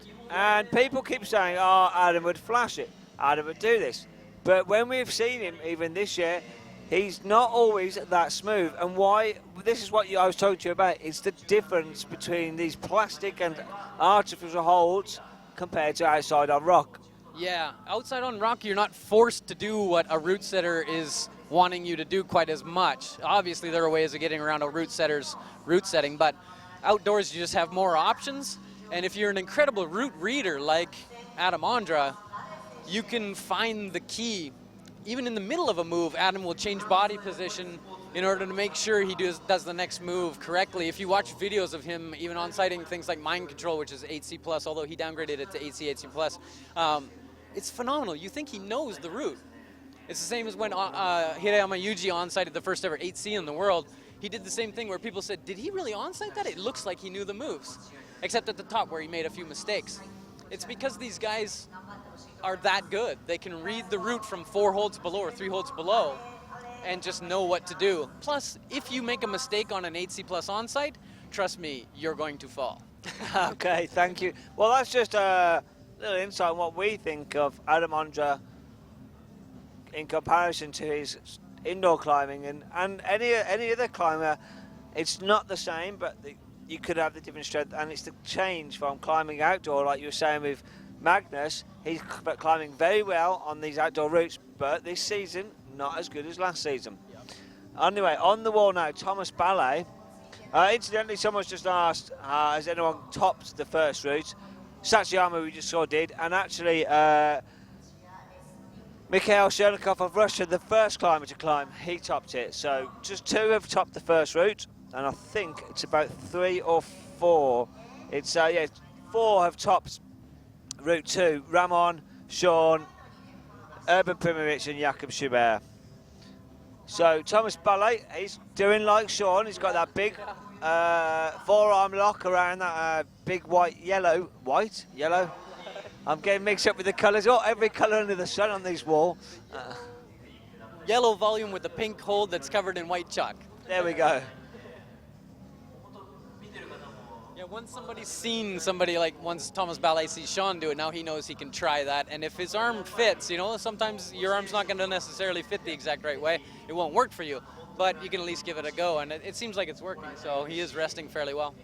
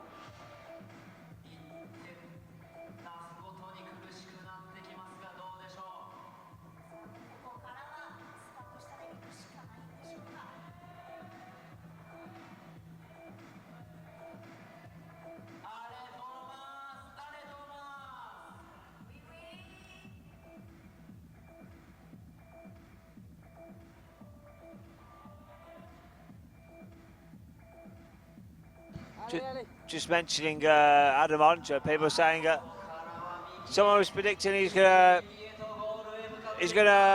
sorry, let's read it, on-site pure imagination. No, that's Red River Gorge in Kentucky. Yes, he's actually in Kentucky right now. And Pure Imagination, for those of you who don't know, is a 14D, which would translate roughly to 9A. And it would be the first ever 9A on-site in the world. And given that Adam has now done 11 8C pluses on-site, although he's downgraded, personally he's downgraded 3 of them, he does stand a very good chance at doing, in particular, a route like Pure Imagination, which is small crimps on a barely overhanging wall that's very stamina oriented. That is Adam to a T. He even says that himself, that he loves that type of stuff. So if he were to on-site that, I know the Americans would go a little bit nuts, because it's not necessarily their pride and joy or anything, but I know they'd be super happy for Adam for one thing, but they'd be like, wow, how does this guy come in and, hike one of our hardest routes? So it'd be a little bit of a shock to the system, quite possibly, but there's plenty of strong Americans out there who walk into Europe and stomp over there as well, so. Anyway, back here in Inzai, Japan, we are live in HD for the 3rd of 3 IFSC World Cups in 20 days. And believe you me, it's knackering. Yes, I'm surprised you have a voice. Talking so much. I'm not normally doing the commentary, so it's very nice to have you on board. Unfortunately, Dan Finn and Johnny Bryan, my resident commentators, have been unavailable for us out here in Asia. But Dan Finn is joining me back in Europe when we hit Crans for the final one of the year. As we have, I think, is it 2 more? Yeah, 2 more Japanese climbers. This Shibata Masaki on the wall now. Then we'll have Kuranaga Kaikaro from Japan. These pronunciations are close. This is how they're pronounced in Brummie in Birmingham. But in Japan, they're pronounced Shibata, where was his first name? Masaki, and Korenaga Keiichiro. Okay, so either way, that's how they're climbing. And then Magnus Midbo will be last. And then we're going to have a route clean where we'll try and get some interviews in between. Yeah, hopefully. We just saw Sean McCall sitting in front of us, and Doman Skoffic and Urban Primozic, so if we can get a hold of them, I can see Thomas Ballet sitting over there in Roland de Gange. We're going to possibly grab one of them, yeah. So we'll do our best. I'm just going to go and have a scout and see if we can see any of the girls from this morning, and now they've relaxed. If you can hold the fort, Kevin. Okay, yeah, I'll do my best. We're down to 1 route. So if we just focus on the right-hand route, Shibata-san is going to be the last person climbing. Or sorry, not the last person, the only person climbing. The last person will be Magnus Midbo, as Mike already mentioned. Wow, man, some of the earlier climbers made that look easy, but it's not that easy. Oh, great, he did that by leaving his left leg in the knee bar, and it actually made the reach a little bit easier. And as you can see, once one person finds some little trick like that, everybody starts using it. He's doing the forearm rest.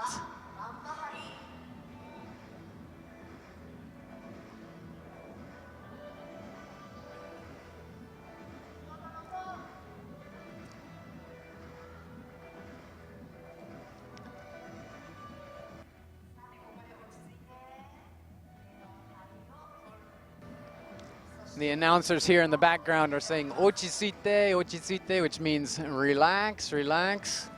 They're not, specifically giving him directions on the route, and they certainly won't be able to do that for the semifinal and final. But as encouragement, of course, they're saying relax, relax. Just like we'll say "gamba, gamba" once he gets moving. And there you just heard it in the background, "gamba." And from here, let's see, Gamba, good, good, good. See if he can make this big cross move. Hopefully he'll clip from there, yeah. And then reach all the way across. Here we go. Good. Now if we can lock that in quickly. That yellow hold just is not as good as it looks. If you're stronger on that type of pinch, wide pinch, I think you'd find it fairly easy, but, well, except that you're pumped. There we go. Oh, that's great, great. Excellent to see how you can, as long as your toe stays, you can do that kind of momentum move, and now he should be able to rest for a second, get one or two hand holds higher. Wow, he's really doing great. It's excellent to see him make it past that difficult yellow move.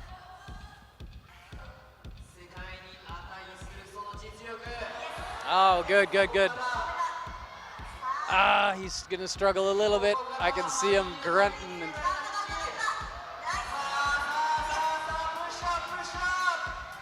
see his right arm. Oh, he's shaking his left fairly well, though. He's gonna get the undercling. Whoa, come on. The crowd's going crazy. Crowd's going absolutely nuts. Wow, come on. Nice. Come on. Oh, and there he goes. What a great effort. What a great effort. Did he rush that last two holds there? Did he rush them? No, I think he was really, I mean, he had to because he's so pumped. I don't think he could have shaken or anything. He's just at max effort there and just hoping to go one or two holds higher. Well, it was very good to watch. He was very fluent throughout, and very good start for his first climb out in front of his home crowd. Yeah. Look at his smile, you can see. Yeah, from here we can just see him grinning away. That's great. And he's actually discussing a little bit with the next climber, who is also Japanese. He's just telling him a little bit what to watch out for. This guy, I recognize this youngster. I think I saw him in IMPS last year. Let me just dig out my facts.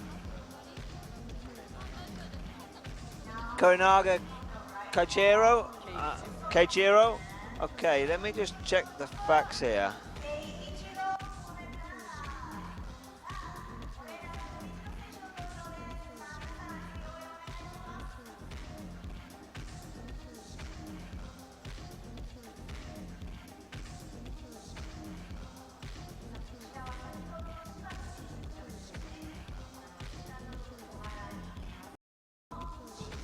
Okay, he came 10th in the Male Youth A in the World Championship in Singapore this year.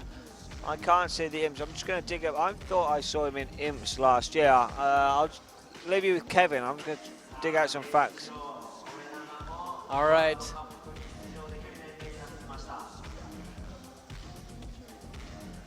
We do have a lot of Japanese climbers. I think we had 13 men and 13 women. Lucky number 13. Over here in Japan, it's not an unlucky number, so there's no problem. They don't have to worry about that. It's actually, it would be the number, I guess 4 and 9 are considered slightly unlucky, especially in China.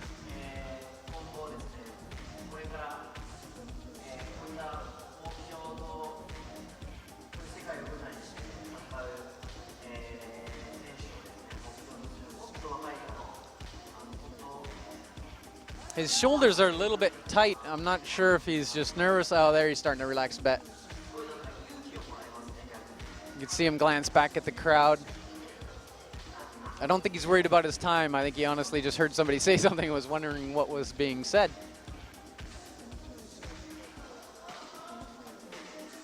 And this is another actual 16 years old, so I believe with him being 16 years old, this might be his first World Cup. Maybe Mike is just remembering him from Singapore, I'm not sure, but yeah, Mike's just saying it could have been Singapore, never know. But see how he makes it through the lower section. I can tell you from experience, having climbed quite a bit in here in Japan, that Japan has some seriously strong climbers. And some of them don't do competitions. Some have just tried competitions a little bit. Masatoshi is a guy who I climb with. He's also nicknamed Obi because he looks exactly like Obi Carrion. Well, not really exactly, but he looks a lot like Obi Carrion. He is incredibly strong and did make an attempt at some World Cups last year, but actually ended up injuring himself in Canmore and did not have the best showing.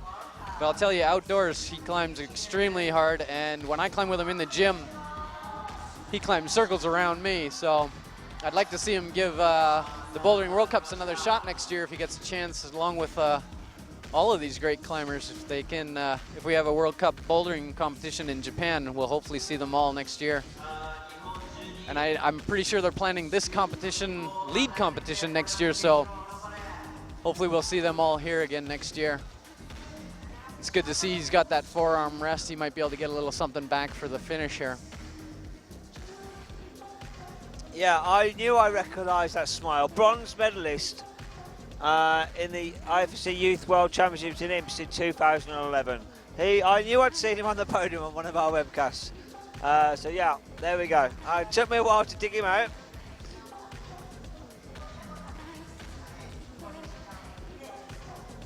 And incidentally, he was first in the Youth B League in the Asia World Cup last year. So he had a very good year last year. Moved up a grade, moved up a year to the Youth B, so he was a little bit older.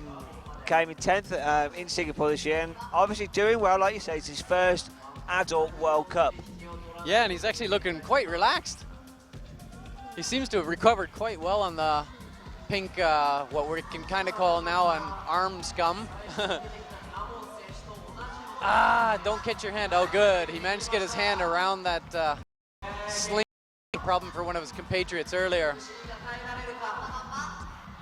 He does look a little bit tired. You can see he's not able to shake his... So Magnus Mitmo will be the first out on route 2. I think it's because there's 31, so we've had the first 15, and then we'll have 16 left on each route on the second. We need to get the climbing cleaning done, so just bear with us. You can see the scaffolds coming in. It's what we'll do now. We'll have a look at the results as they come in. It's just we're just going to get the results underway before we bring them up. So here we go. This is the results as they stand for route 1. Mikhail Chernikov and Sachiyama, the only two to top that route. Then there was Jorg Verhoeven and Domin Skofic, Roman de Grange, the next highest. And then you can see the other guys, Manuel Roman, Haim Bin Min, Stefano, them two. That was the slipping section with that blue hold, blue pinch hold on the orange big foothold, the massive brain-looking thing. That's that problem zone. And now you can see there, Ramon Julien with nothing. He's going to be the first out to climb on that route in about 5 minutes' time. Now let's just have a look at... This is just the last page. It's going to refresh. There we go. So topping out on this second route, which we've been focusing a lot of our commentary on, Ramon Julien Poublon, Sean McCall, Jakub Schubert and Urban Primovic. They're the guys that have set the standard for the rest of the guys. Mario Lechner, Yabi Kim, Thomas Taupon, Thomas Ballet and Masaki Shibata, all struggling around the same area. It's where they've come round onto that last slab section where the last 3 green holds are towards the top. Not getting it secure enough and moving quick enough. They're probably fully pumped, as you were saying, Kevin, at that red yellow volumes just at the roof section. That's really draining people, you're saying, from the blue section. Yeah, I think that the way they have to transition by stretching all the way out and then pinching really, really hard on that left handhold and doing a bicycle move or a heel hook or whichever version they do, that's really taking a lot out of them. And even the next red hold looks really good, but I know that hold, and it's not as big as you think, especially the way they've got it on that green mini volume. It's actually sloped slightly forward, so it's slopier than you think. And then to move out to the crimps, once you're coming off of a bit of a forearm pump that's induced by slopers, when you move to crimps, you do have a little bit of strength, but that will dissipate quite quickly. If the top part of your forearm is already pumped, the blood won't get down to the bottom part of your forearm where most of the crimping takes place. There you go. So cleaning's just taking press. Someone, Go Ernst in the chat has just mentioned it's an odd place to break. It's actually, they've had 15 climbs on each route. Can I just double check that? Yeah, so 15 on route 2 and 15 on route 1. So it's actually the halfway point. Then we'll see Magnus Mitbo first climb on route 2, and then he'll be the last to climb on route 1. So understandably, yes, it's an odd place to break, but it's 15 each, and you'll get to see Magnus climb twice in the second section. Bear with us, just leave you with a bit of the music playing and the audience atmosphere, and me and Kevin's going to try and find somebody to talk to.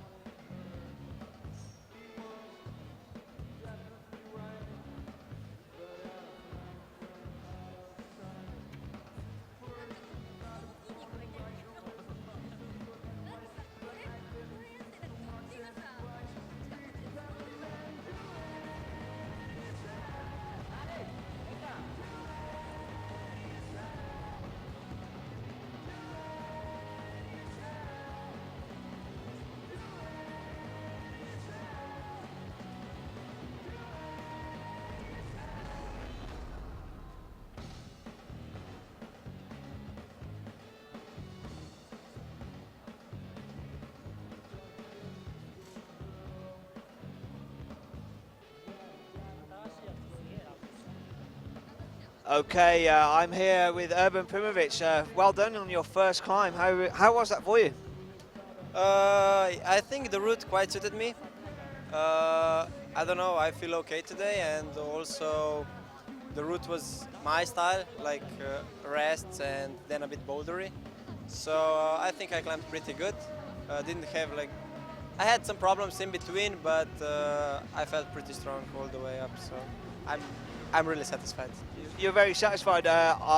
Kevin, who's helping me commentate here, he met you in the gym early in the week. He said you were working hard. Did you do a lot of extra training? Yeah, after Korea I felt quite soft, you know.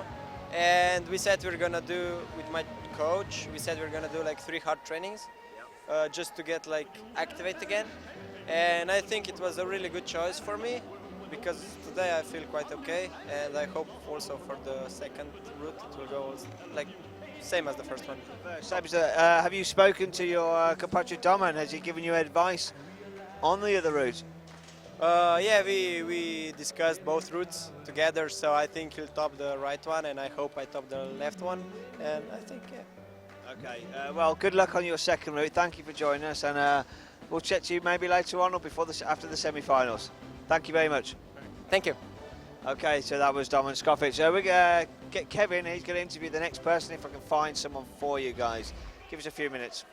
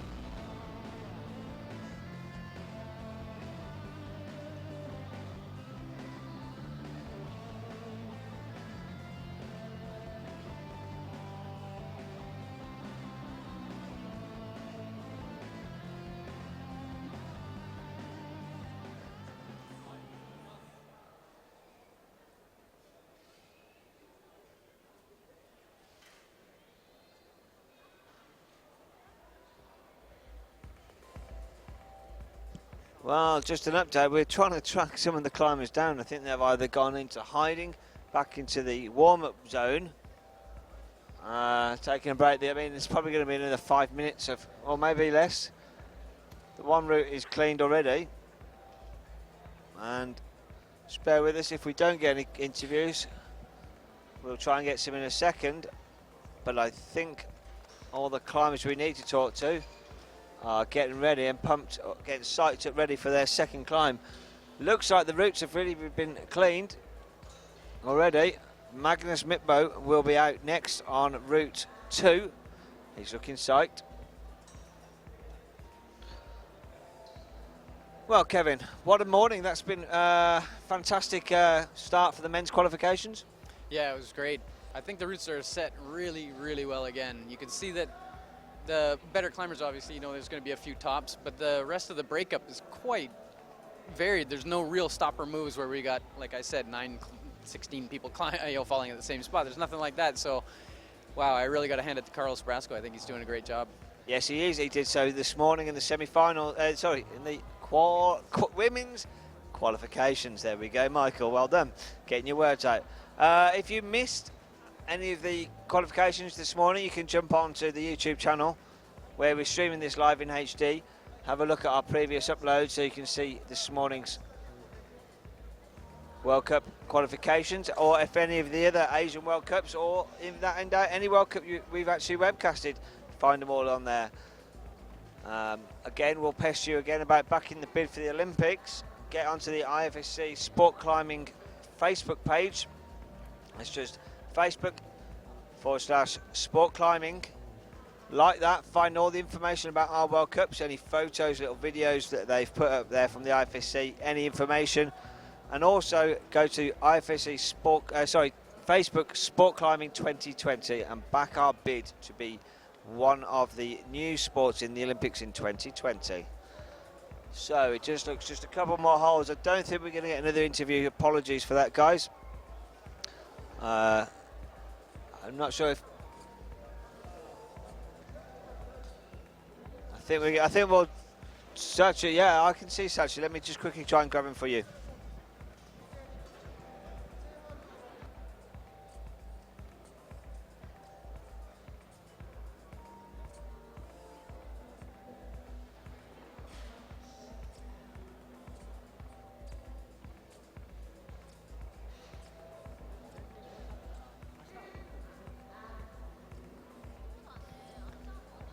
Yeah, it looks like we're not going to get Satch over. Obviously, all the climbers are in full climbing mode, and it's actually a little difficult for them to try and pry their eyes away from these routes. And they're obviously discussing them with other climbers. And you can see Magnus. Maybe I'm not sure which cameras we're looking at right now, but Magnus is down here getting ready, and the wall looks like it's clean, so we should be getting started pretty quick here.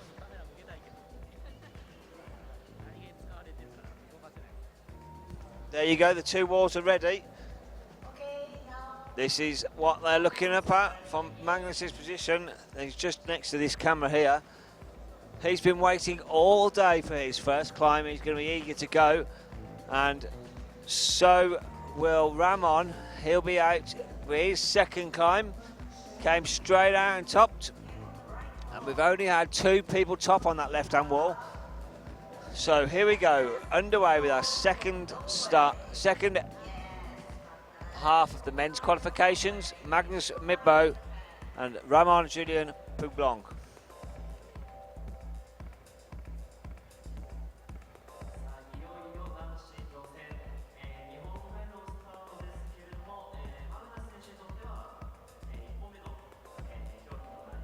There he goes, he's walking on.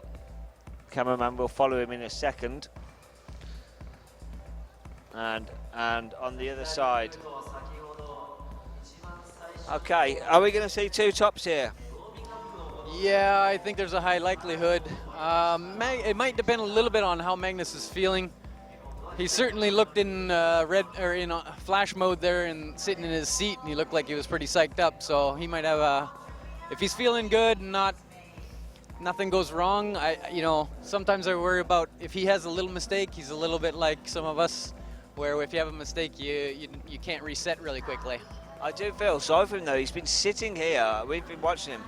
about 20 minutes now waiting to climb. He came out of warm-up zone thinking he's going to be up in about 5, 6, 10 minutes, and then he's had to wait for 10 minutes extra, so maybe he's cooled down a bit. Yeah, if he didn't warm up properly, he probably cooled down a little too much. But if he warmed up properly, I think he should be okay. An extra 10 minutes is usually not a problem. It's an extra 30 minutes where, yeah, you'll start to cool down too much. So I think he should be all right. See how he moves.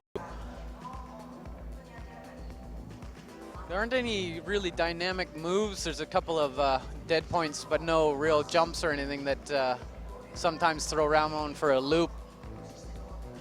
So he's gonna like that. I know Carlos Brasco is a little bit shorter than one or two of the main route setters, so he may have set routes that were a little more amenable to someone of Ramone's height. Not that there's necessarily always a disadvantage to being small. As a matter of fact, there aren't many climbers over 6 feet tall who are extremely strong. Stefan Furst from Austria back in the day when we climbed was about 6'6", if I remember correctly. And he's one of the only climbers I know that's that height, that was that strong. Otherwise, there are very few over 6 feet. You know, Jorg Verhoeven being close or being one of them, and Thomas Tauporn being right around 6 feet. But otherwise, you don't see too many 6'3", 6'4", 6'5", 6'6", monsters out there that are amazingly good at climbing. Part of it is because the arm, of course, is a lever, and with the fulcrum point at the elbow, so the farther that gets away from your core, the more bigger your bicep has to be to reel it back in. So that can affect you. And of course, the longer your legs, the farther your center of gravity is away from your shoulders, which causes you to need more shoulder strength. And of course, it's very difficult to develop your rotator cuffs and delts and things, you know, muscles that aren't like your biceps or your lats or quads or glutes or things that grow extremely quickly. So yeah, everybody has their advantages and disadvantages. Obviously, Ramon being the third person ever to on-site 8C plus is one of the strongest guys in the world, and he's only 5 foot and a bit, right? And he's making it look easy here. Wow, he is just not struggling at all. That is impressive, considering even Sachama had a little bit of trouble there. He's looking just a little bit like he struggled a bit, but no. As soon as he grabbed that jug, it was over. Ooh, that looked really easy, like he's right on form. And Magnus is moving great too. He didn't seem to have too much difficulty. He's so good in roofs. I wouldn't expect him to have any trouble here. But he didn't rest there, so but he obviously has a bit of strength if he can chalk. If he can shake his left hand a little bit, there we go. Now he's gonna really have to move slightly quick in order to save his right hand. Oh no, wow, he's not finding that bad at all. Let's see if he doesn't lose his balance. His left leg is shaking a bit. Come on, Magnus, come on, come on. There you go, there you go. Once he gets the jug, it's over. Very nice, wow. So Magnus is in form. He, you know, he had to fight a little bit at the end, but not much more than Sean or Urban or somebody else like that, one of the other tops. Ramone was the only one who made it look that easy. So we're getting back to the top of the start order, obviously, with Ramon, and having started on the left route. Now we have Ivan Kaurov from Russia on route number 1 on the left. And we'll soon have Mikhail Chernikov starting up route number 2 on the right.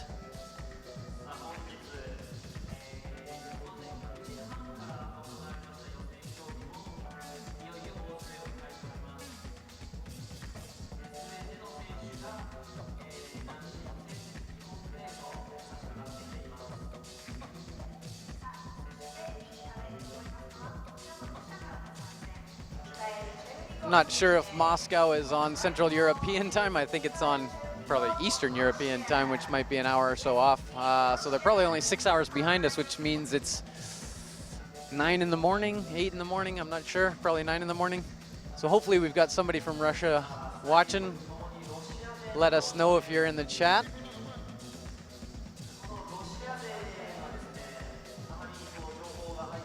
I know it's really quite early in the morning for any of the Brits out there. Let us know if you're watching. Good morning to you. It's getting a little late in America and Canada, but if you can stick with us, probably another hour and a half or so until we get through the rest of the men.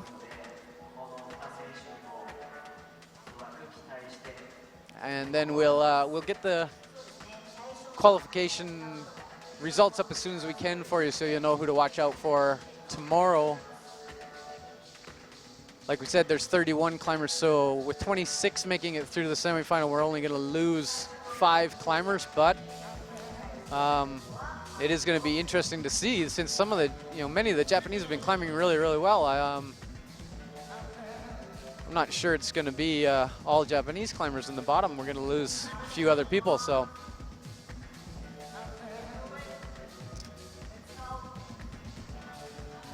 Wow, that orange hold is, if you don't get that pinch with your feet, that's difficult to hold. Oh, goodness. Wow, comes all the way down. That's,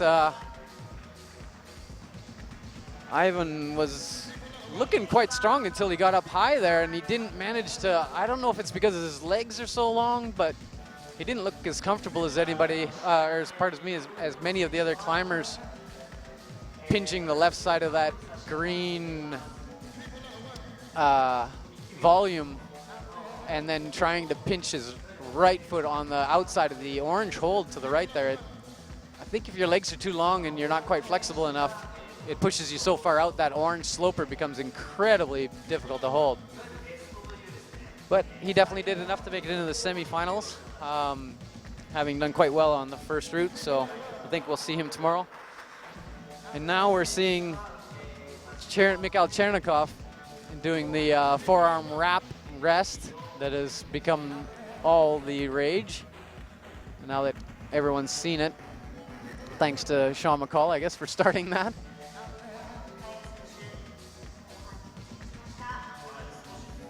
And Mikhail did top out the first route, so I'd expect him to at least make it very, very near the top here. And on the left-hand route, we're having Mario Lechner start up from Austria. I don't think he was extremely pleased with his first route, but you never know. He might have been still warming up a little bit. And now he.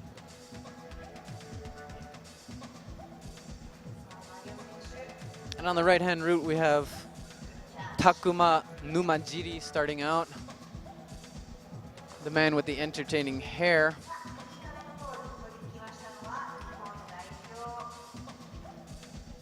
Fairly rare to see red hair on a Japanese climber, so it's easy to remember him. Mario made it through the orange sloper move fairly easily, so. Oh, he's looking really good. We'll see how his right hand does once he gets to the crimp here.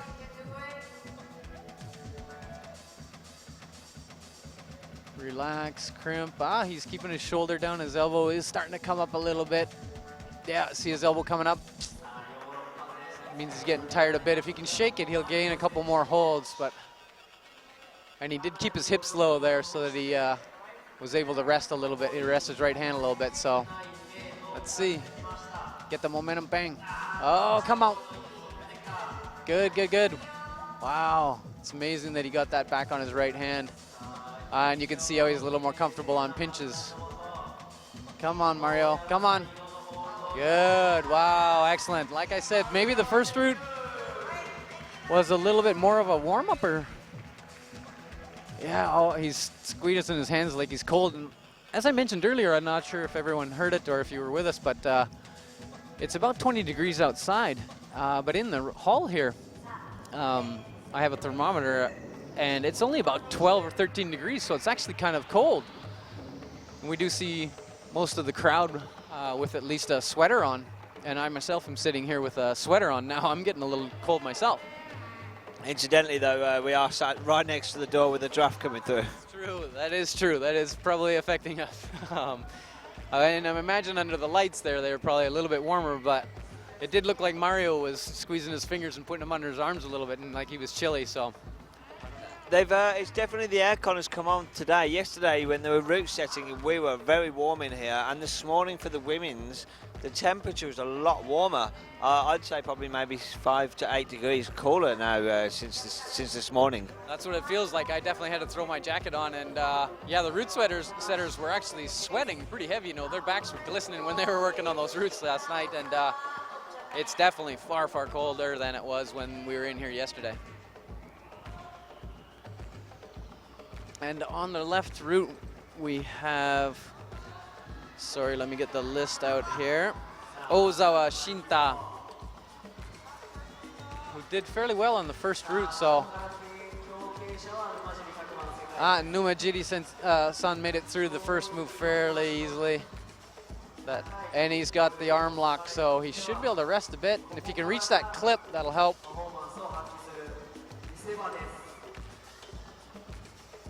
Good.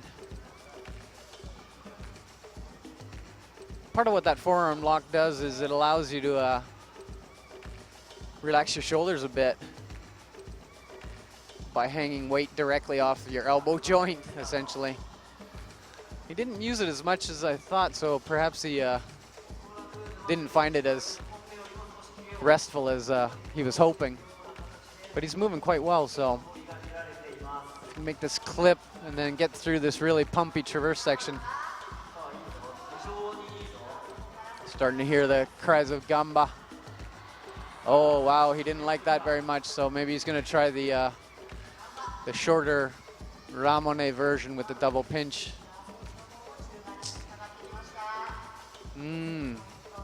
Wow, no, this would be interesting. We haven't seen anybody grab the underside. Oh, he got it. Excellent. Now, if he can keep his feet pinched, he might get a little bit. That's probably going to cost him some strength.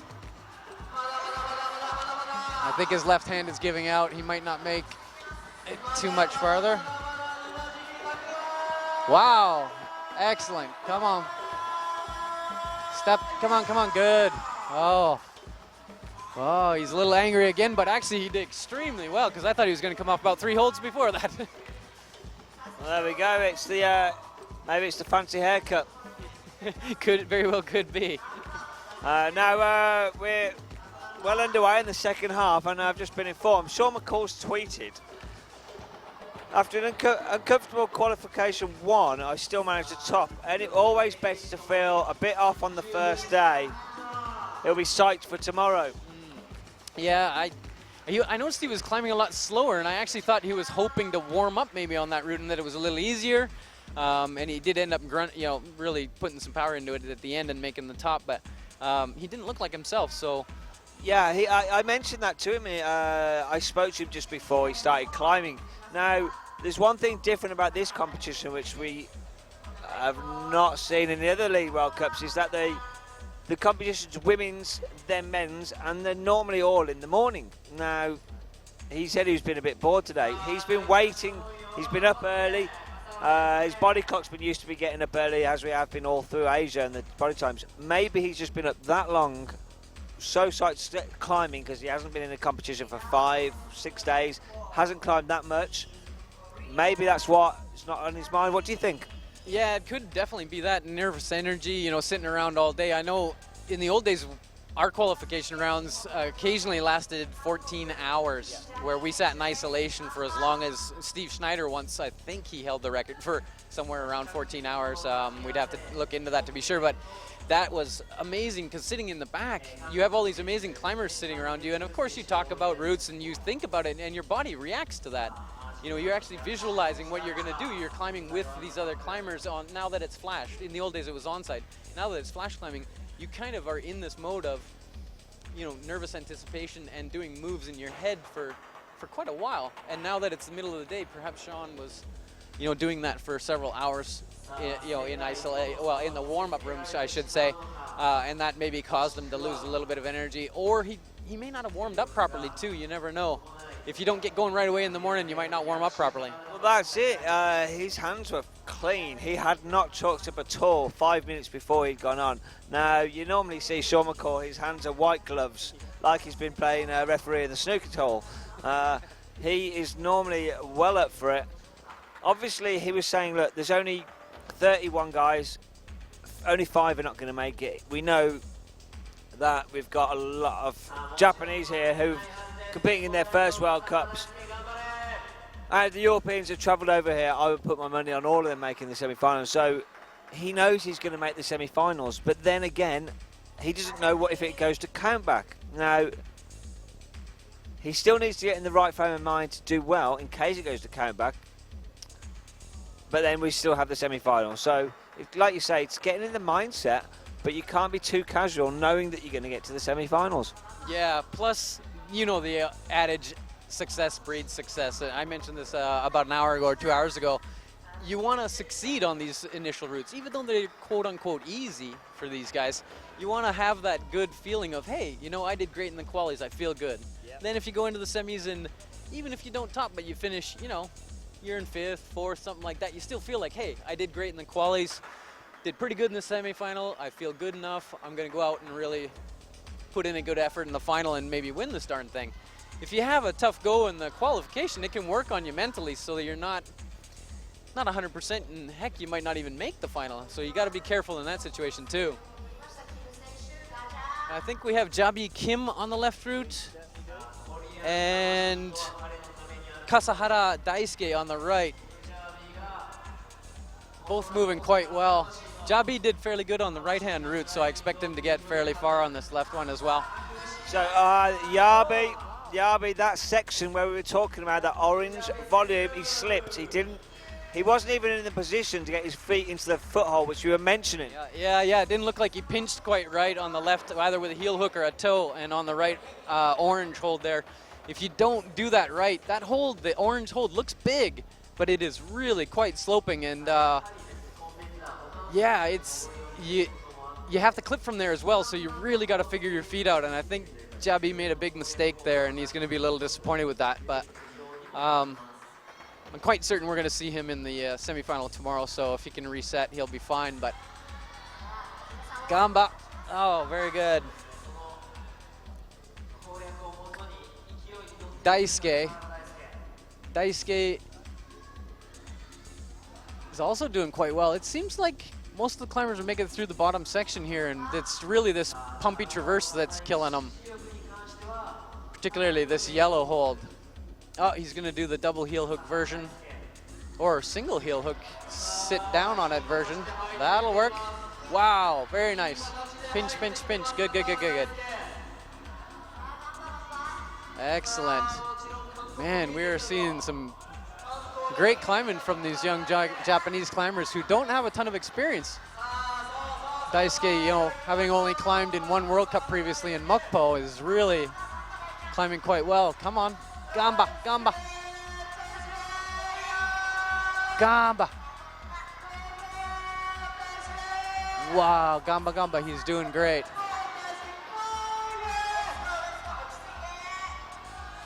And, yep.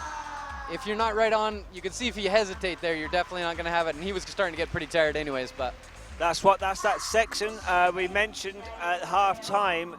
He waited too long. He only had 2 moves to go, but if he was that pumped from that red volume, that very first green volume, if he's not strong enough there, he can't rest. Yeah, it's a little too hard to rest on the red hold on the green volume. Your feet are way off to the right, and you're hanging pretty much straight on your arms. And if you feel good, you can rest there. You know, we've seen Ramone and Sean and Urban rest quite nicely there. But if you're even slightly pumped, your core is going to start to let go, so you have to use your arms to compensate for that, and that just pumps your arms out more. And then, of course, these guys are all very strong, so as soon as they grab a crimp, they feel like, okay, I'm all right, I'm going to move quickly off this crimp. But the upper part of their forearm is pumped from the sloper, and it doesn't quite get all the blood down to the crimp section of your forearm, which is usually lower down. And Yeah, you only have about 2-3 moves in you, and then you're done. Especially, they get harder and harder. Obviously, those 3 last holds are not as big as they look. They're kind of slopey with little crimps at the edge, and unless you're feeling pretty darn good, you're not going to make it past those. Well, there we go. Now, Jörg Verhoeven, he's next, and on this route, I think on his performance this year, he's definitely one to contend with. He came onto the scene, like we said earlier. First gold in IMSC after having a few years out. He's been maintained 4th and 6th this season. Did very well over last year. Over the last couple of tournaments. He's quite tall. How's he going to find this blue volume where we were saying with the knee hold? Yeah, we'll see how he does compared to Chernikov, who did have a bit of trouble. And, we've just lost our Japanese climber on the left there. But, yeah, Jörg, I'm not sure. We'll see. He does have long pants on, which actually can help a little bit because you can put more of your leg under the wall and not feel it just grinding the skin off your leg. And he has seen the fact that Mikael, I'm sure Jörg was watching when Mikael got trapped a little too far under that and couldn't quite reach. So Jörg, being the experienced competitor that he is, I bet he's going to move his leg just a little bit farther off to the side and leave himself room to stretch up to that hold fairly easily. Of course, Jörg, he's been climbing really well, and he's 5th in the standings right now, I believe, 5th. So he's got a good chance to even possibly make a podium in the overall if he can surpass Jakob Schubert, or if, for instance, Sean McCall were to have 2 incredibly bad performances on these last 2. We're not hoping for that, of course, but Jörg, if he does his best and Sean somehow falters and Jakob falters, he could make the podium. Well, that's right. He got his second podium. He got 2nd in Shinning. He didn't have a good competition last week in Mokpo, but if you look at the overall, I don't think last week's points will affect it because he did so well in Shinning, and last week's performance across the board, I mean, the Austrians weren't too great. Jakob didn't even feature on the podium again. So I definitely think Jörg is definitely going to be in contention for the bronze position. I think the gold overall is going to be really out of Sachi and Ramon. Yeah. Depending on how Sean does today and tomorrow. And then it's going to be a fight between silver or bronze, really, between Sean, Jörg and Ramon for the overall. As we've said, Jakob, he's won the gold at the World Championships, but he hasn't done any World Cup golds this year. He has done the World Cups in the bouldering, which we said, so that could have tied him out. But let's wait to see what the semi-finals brings, what the orders they're going to come out in tomorrow, because that could also affect him. I think Jakob is definitely focused to win a medal here, though. Yeah, and I think he's really hungry, and also these walls are going to get steeper, and as they get steeper, I think Sean and Jakob actually like that more and more. You know, they like the big, slightly slopey moves on big spans and stuff. This is a little bit crimpier than the two of them like, quite possibly. Sachama is quite good at this. But Sach is also quite decent in the overhangs too, so Sean seems to be moving. Oh, Jörg! That was a bit of a surprise. I wasn't even really watching very closely because I didn't expect them to fall there. He just didn't have a grip on that yellow hold. On the yellow. And so he wasn't in position to get his toe hold on the blue volume, and then, well, yeah. That was it. That was it. Wow, well, Sean has actually clipped off of the small right-hand crimp, which might be a bit of a mistake if he now blows his right hand out on this green crimp, but it might have been a body position thing. He couldn't get the heel and the toe quite right and decided not to blow his forearms out on the orange sloper that everybody else has been having trouble with. Well, he's through a cross, he's got his feet onto that brain section. This is where we've seen the guy slip. Now, yeah, you can see his core is just tight there. He is totally fine. He doesn't look bad at all. Oh yeah, he's making it look easy, like Ramon. Oh, he slipped. I think that's a bit more of a stretch than it was for Chernikov. If he can hold on and swing over, there we go. Oh yeah, he's even shaking his left hand, so he's fine. There we go. He'll be happy with that. Good, good, good. All right, two tops will help him mentally, I'm sure, and make him feel more warm. Well, I think what we'll do is get Sean over for you to have a little chat with him, as being as your compatriot. Cause I know he's told me his head wasn't on it, but 2 tops. Yeah. If his head's not on it, he's getting 2 tops. He's definitely going to be looking to do well in the semi-finals and finals. Now, joining us over here on Route 2, Kokoro Fuji. Yeah, Fuji Kokoro is how we pronounce it, which, if the character is right, means heart, and he certainly seems to have a lot of that. Yeah, the crowd's quieted down a little bit after Sean McCall's top out, but I'm sure we'll hear them get right back into it pretty quick here. On the left, we are going to have Mr. Jakob Schubert. And having just watched Sean McCall top out, I'm sure Jakob is going to do his best to match that performance. It looks like they're actually having a bit of trouble getting Sean's knot untied. So they cleared the rope by pulling it through the other way. And here comes Jakob.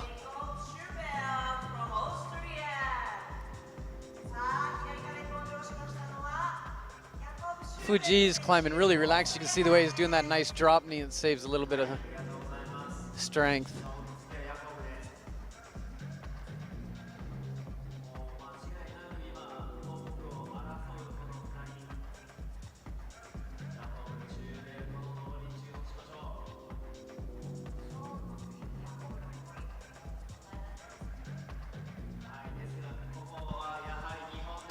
And on the right-hand route, Fuji Kokoro is actually, he's 19 years old from Hamamatsu, Japan, and he was 21st last week in Mokpo. So he doesn't have a ton of experience, but as a young guy, if he can learn from this, he'll certainly be looking to take over Sachiyama's position on the national team at some point in the future. Well, he's definitely wants to be in the future. He actually came first last year in Singapore for the Asian youth. So he can definitely podium. With the guys out here in Asia, we haven't seen it on the IFSC TV roadshow, but he's looking strong. He's got that big forearm bar. He's calling for the crowd there for support. Yeah, that's actually great to see. Every once in a while you'll see that. We saw that last week with Han Bin Min when he was doing the cross through La Rose move. He actually looked at the crowd and waved a little bit, and I know the crowd always gets into that and loves it. And Jakob's positioned his feet really well.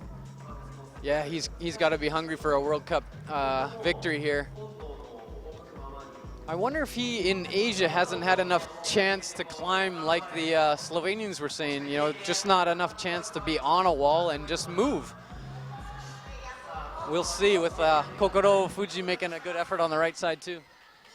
Just watching Sean, this is approach that section. I've got a question from the chat. Is there a different climbing style in Asia? I mean, compared to, let's put it this way, Obi Carrion, when he came over from America, they asked him about route setting in particular in Asia.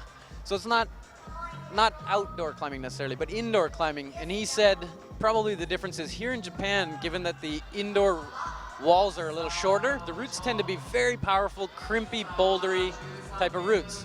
Like in North America, though. In North America can be like that. Yeah, it can be like that. Yeah. But Obi said in America it's a little bit wider moves on bigger holds. And that's probably Obi, you know, being that he's a boulder, he's a little more used to that.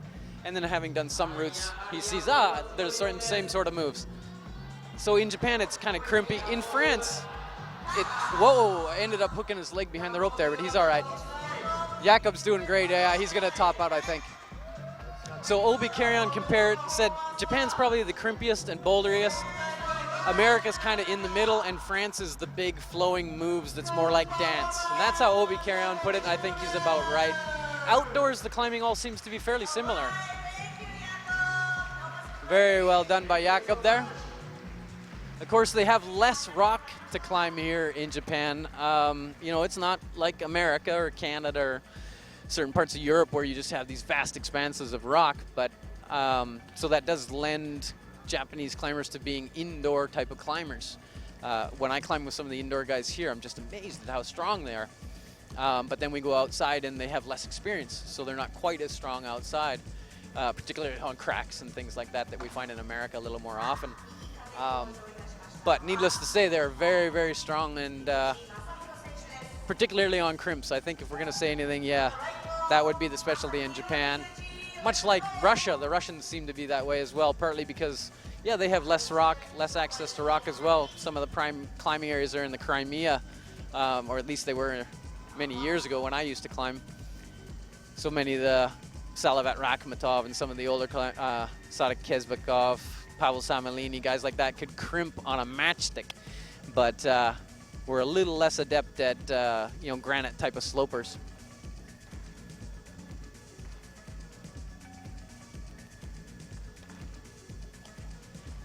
So we're gonna have Urban Primozic on the left-hand route coming up, and having topped the right-hand route, I'm sure he's really gonna hope that he tops the left as well. And on the right, we have Higuchi Masahiro, who also did well and looks like he's certainly gonna qualify, so see if Urban can top out on the left-hand route as well.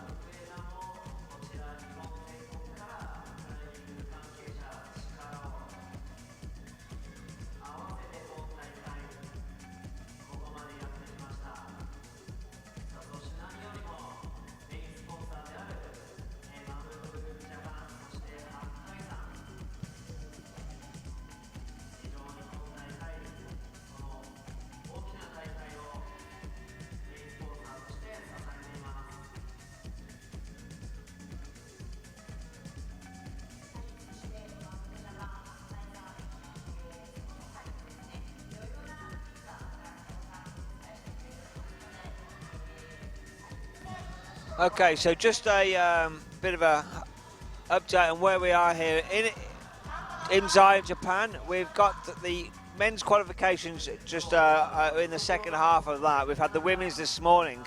Tomorrow morning we are 9 hours ahead of UK, 8 hours ahead of Central European time. So 10 a.m. in the morning will be the start of the semi-finals. That will go on for about 2.5 hours. And they'll be able for you to watch the replays if you're asleep in Europe pretty much straight after that event. And then in the afternoon here, it's approximately going to be about 2:30. We'll be starting with the women's finals, followed by the men's finals afterwards. So it's going to be all the women's finals first, then all the men's. And that's going to be mid-afternoon over here in Inzai in Japan.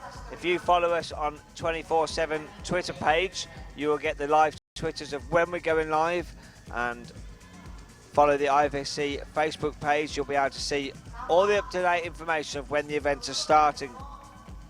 So Kevin, you live out here in Japan, you've lived over here, used to climb in the World Cup. Whereabouts, for the viewers who've just joined us, where are we in Japan? We're on the east coast of the main island of Honshu, just 40 kilometers east-northeast of Tokyo. Most people are kind of familiar with Tokyo a little bit and where it is. So we're kind of between the big international airport of Narita and Tokyo. So if you've been to Japan, you've actually probably been through this area, you just haven't stopped. And it's actually on a very large plain, so there's no mountains around here. And sometimes people think that Japan is one big concrete jungle because they pass from the Narita airport to downtown Tokyo and they don't see any mountains. But really, if you get outside of Tokyo, it's a very mountainous country with lots of trees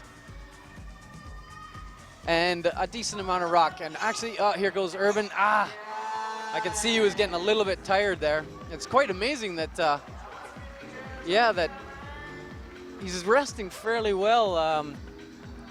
Is Higuchi Masahiro? He's resting quite well, yeah. Yeah, he's got a great heel hook and he's pinching. It's called a bicycle when you get a hold like that blue volume.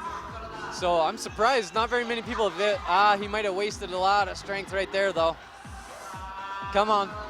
Wow, that's great. Well, from the crowd that held him on there, his facial expression, he looks proper knackered now, but he's only got a few holes to go. If he just moves quickly through this section. Yeah, it's looking like his left hand is blowing a bit. Oh, wow, he's still hanging on, though. Come on. We'll see if he can, yeah. He did really great to hold on. Lots of the Japanese climbers who haven't made it through that have all of a sudden found a bunch of power on these crimps, and that might be what Obi was saying with the route setting being more crimpy here. Once they find the crimps, these guys are pulling on them quite hard. There we go. It's that same hold. Like you say, they're tired after that red rest period on the green volume. Moving through on them tiny crimps just on that overhang, up on that slab section. That's the only few of the guys have actually done that. Jumping over onto Route 1 again, it's Thomas Taupom. Didn't have his strongest of climbs on Route 2. Was ill actually when we were in Shining. He didn't actually travel over, so he didn't compete in the first Asia World Cup. Flew over to Korea, and his coach said he's feeling fit. He was back into shape, but obviously if he was ill the week before, going straight into climbing at altitude. Oh, sorry, he didn't climb at altitude. I'm getting confused myself now. So over in Korea, he didn't. He climbed well, but he nothing to shout and rave about. He needs to have a good performance here. Yeah. Anytime you're ill, if you stop climbing for a week or so, it might even take a week to get back into it, just to get back in the flow of things. I mean, he's a professional. He's probably gonna, reset himself a little quicker than this old character. But I think if you're really, really feeling it, yeah, it's gonna take you about a week to get back into the swing of things. He seemed all right on his first route, which is actually Route 2. And just, yeah, because of his height a little bit, doing the crossover move might have stressed him out a little bit. But we'll see. This route might suit him a little bit more. I guess it depends on if he finds the heel hook and the toe pinch right here and moves quickly and easily through the section with the orange sloper to the crimps. Yeah, if he can clip here and feel comfortable, he might. There, yeah, he should clip if he can. He might be wasting a bit of. Okay, well, he's going to go the Sean McCall route and try and clip from there. You can see his elbow coming up a bit. He is definitely getting a little bit pumped on his right hand. He's flexible, though, so he can stay right into the wall there, and he's using that toe hook. He might be able to make it a few more holds, but you can see the way he's working his right hand? That's because he's tired. See his elbows coming out? He's probably going to come off in the next hold. Yeah, and you can see him resetting his right hand. It's because he's getting very tired. Yeah, it was smart to go an extra couple holds and get a plus, but you could tell he was probably not going to make the top there. But like I said, he was ill a couple of weeks ago. If he's just coming back into fitness, he's done no shame to himself there. He's only fell at the same area as some of the other guys, so well done to Thomas. Now, Urban Primovic over on Route 2 completed this. He topped out and he's spoken to Domen Skofic, who's on the wall now. He's got the rest period here a little bit lower than Sean and some of the other guys that used the forearm hold. But he's looking very relaxed with that heel hook, like you say. Now, Urban and Domen, both friends, 18 years of age, travel around together. They started in two different groups. They had the opportunity to talk to each other, explain the two routes. Yeah, I think that can help, having either a super good friend or someone that you climb with a lot. I know with my twin brother and I, it was always great to have my twin brother around if he knew a route, not in competition because we didn't have flash competitions back in the day. We only did on-site.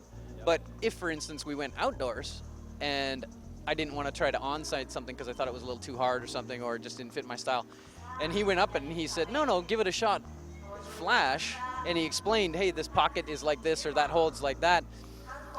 Knowing that he climbs exactly the same style as I do, and Urban and Domen are very close in size, very close in strength. It really does help to have someone explain these things to you. It gives you a little boost of confidence, and when you reach up to grab a hold, you go, I know, he explained it to me, I know how to grab that. Incidentally, because you mentioned, you know what this hold, where he's actually in now, what type of hold this is. Now, are the types of different, like, how would you describe a different type of a hold? Because we were saying, looking in the warm-up area, you were saying to me about the different roughness and things. Different shapes, they all look different shape volumes, but the actual style of the holds, can you describe a bit about them? Yeah, it depends on the country and where they're made, of course, as to the texture, and that can change how a hold feels. But generally, you're going to have 2 or 3 different styles of hold. You're going to have a crimp, and that can go anywhere from a micro crimp, which is, you know, like a matchstick, to a large crimp, which is, you know, 2 pads of your finger. Pinches and slopers. Those are generally, you know, 3 categories that you would break most holds into. And of course jugs. I mean, I guess that's the 4th one, is a jug. But we don't see so many of those on here because these guys are so good. If you gave them a jug, they could hang on forever. Here we're seeing Doman. He's got the right move. Can he hold that? Oh, very good. Come on, come on. Come on. Come on. Oh, his right arm is coming up heavy. Dude, can he make it? Ah! Well, he looks so strong up into that section. He gave a smile when he had that first grab. I'm not sure if that gave him a bit of false confidence when the crowd roared.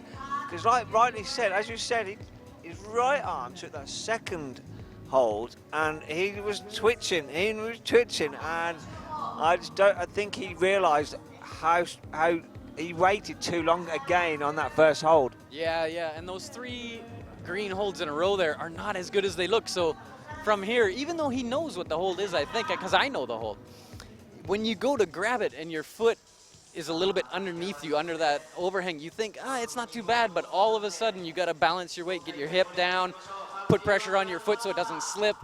All of a sudden, it goes from being half decent to uh-oh, and you can get pumped really, really fast on a slippery little hold like that. Well, another one bites the dust, as they say. Okay, over on route 1, Jihan Park. Yeah, he's looking like he's straining a little bit and he can't clip, so he's going to be actually coming close to the ground there, yeah. Ooh. Worried about that. Because he pushed out so far when he fell, his foot was in a funny position. Because his foot was up on the orange sloper and the crimp is down at his knee, when he comes off the wall, he automatically springs backwards. And the belayer actually can't give him too much slack or he'll come very, very close to the ground. So the belayer has to stop him. And when he stops like that, he gets a lot of momentum and it forces him back into the wall. And I'm sure he's fine. You know, us climbers, we're used to coming back into walls like that, so we're ready for it. But it can be a bit of shock to the viewers, and you probably heard the crowd go, whoa, a little bit. Don't worry, he's all right, he's all right. Well, to be honest, I don't normally get to see these the falls so much. I'm concentrating on the broadcasting side, and that was wow. He came and hit that wall at quite a pace, but like you say, he didn't get the clipping right, and now that's about a 3-metre gap between them 2 clips. He got into a position that he was unable to clip, and therefore didn't have the control. Yeah, and actually Carlos Brasco, the route setter from Spain, was mentioning yesterday to me that that orange hold, he was worried about somebody not having the strength to clip from there and actually going up to the crimp. And he said, you know, really strong crimpers are probably going to be okay, but if you're pumped when you grab that, you're not going to be able to move. And he was a little worried about the distance of the bolts there, but not enough to change it or anything, but just saying we're going to mention to the belayers and make sure they're ready for something like that. So yeah, well, I think what Carlos has done, he's got nothing to worry about. We've seen some fantastic route setting here today. This morning in the women's was great to watch. Again, if you've missed it, good morning to you. If you're just waking up in Europe and you've joined us live, you can jump onto the YouTube channel after we've watched this webcast. You can replay the women's that started this morning, and then obviously whatever you've missed, you can join that once you finish watching the women's again. Yeah, I was going to mention that we have now on the wall the next 2. We've got Kasubi Ashi Agata on the right-hand side. It's something, this is how I pronounce it in Birmingham, but let's get the Japanese pronunciations. I think it's Ogata Kazutoshi. Is that right? Yeah, I've got the right person then. And on the left, we have Watanabe Kazuma. Sorry. Okay, that's sort of how I was pronouncing it. It was close. Kevin, if you've just joined us in Europe, a little bit about Kevin. Kevin Wilson used to climb on the World Cup circuit back in the 90s, early 90s, so not too long ago, Kevin. Yeah, I feel a little old around some of these young kids, but I still climb and I do all right, so. That's it. Him and his twin brother, both Canadian representatives, hit the World Cup circuit before IFSC, because IFSC has only been formed since 2007, but still in the sport climbing competitions. And he's joined us as he lives out here in Japan to help us with the webcast, which has been fantastic, to give us a proper insight into a climber's view as we come through, as we watch this competition unfold. So, It's a pleasure to be here, I was going to say. Thank you. Thank you very much, Kevin. So, on the wall, both Japan, the support, you can hear shouting. Yeah, and wow, that's amazing that he stuck that. You can see the way his body came way out off of the orange sloper, and yep. And once again, he didn't clip. Again, Big fall, yeah. very good job from the belayer, though. Yeah, that one was really good because he was coming at an angle towards that pad on the wall, and if you happen to jam your leg in between the wall there, you might be in a little bit of pain. I don't think so, but the belayer did a good job, certainly.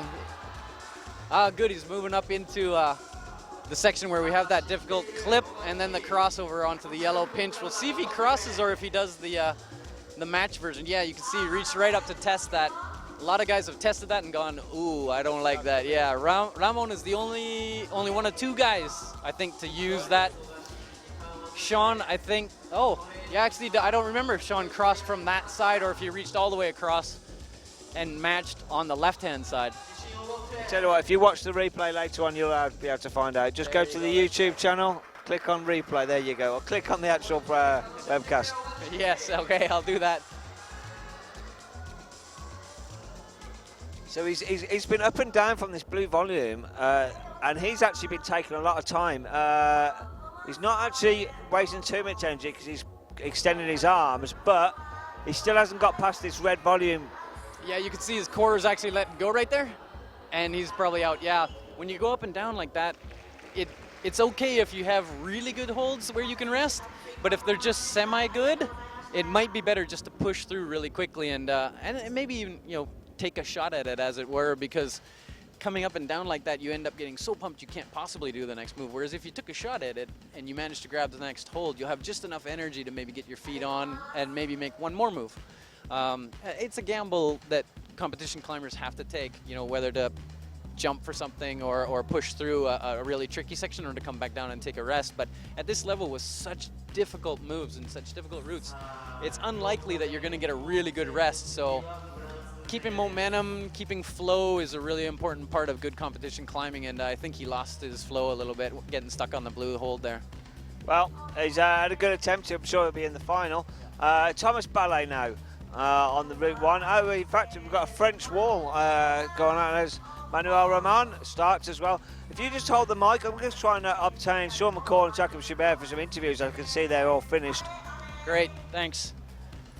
Yeah, on the right we have Manuel Roman, who is actually, he's been climbing really well outdoors lately, and he's a big-time enthusiast of parapente, as it's called in French, or paragliding. There's a video that you might be able to find online of him doing some interesting paragliding tricks and stuff. I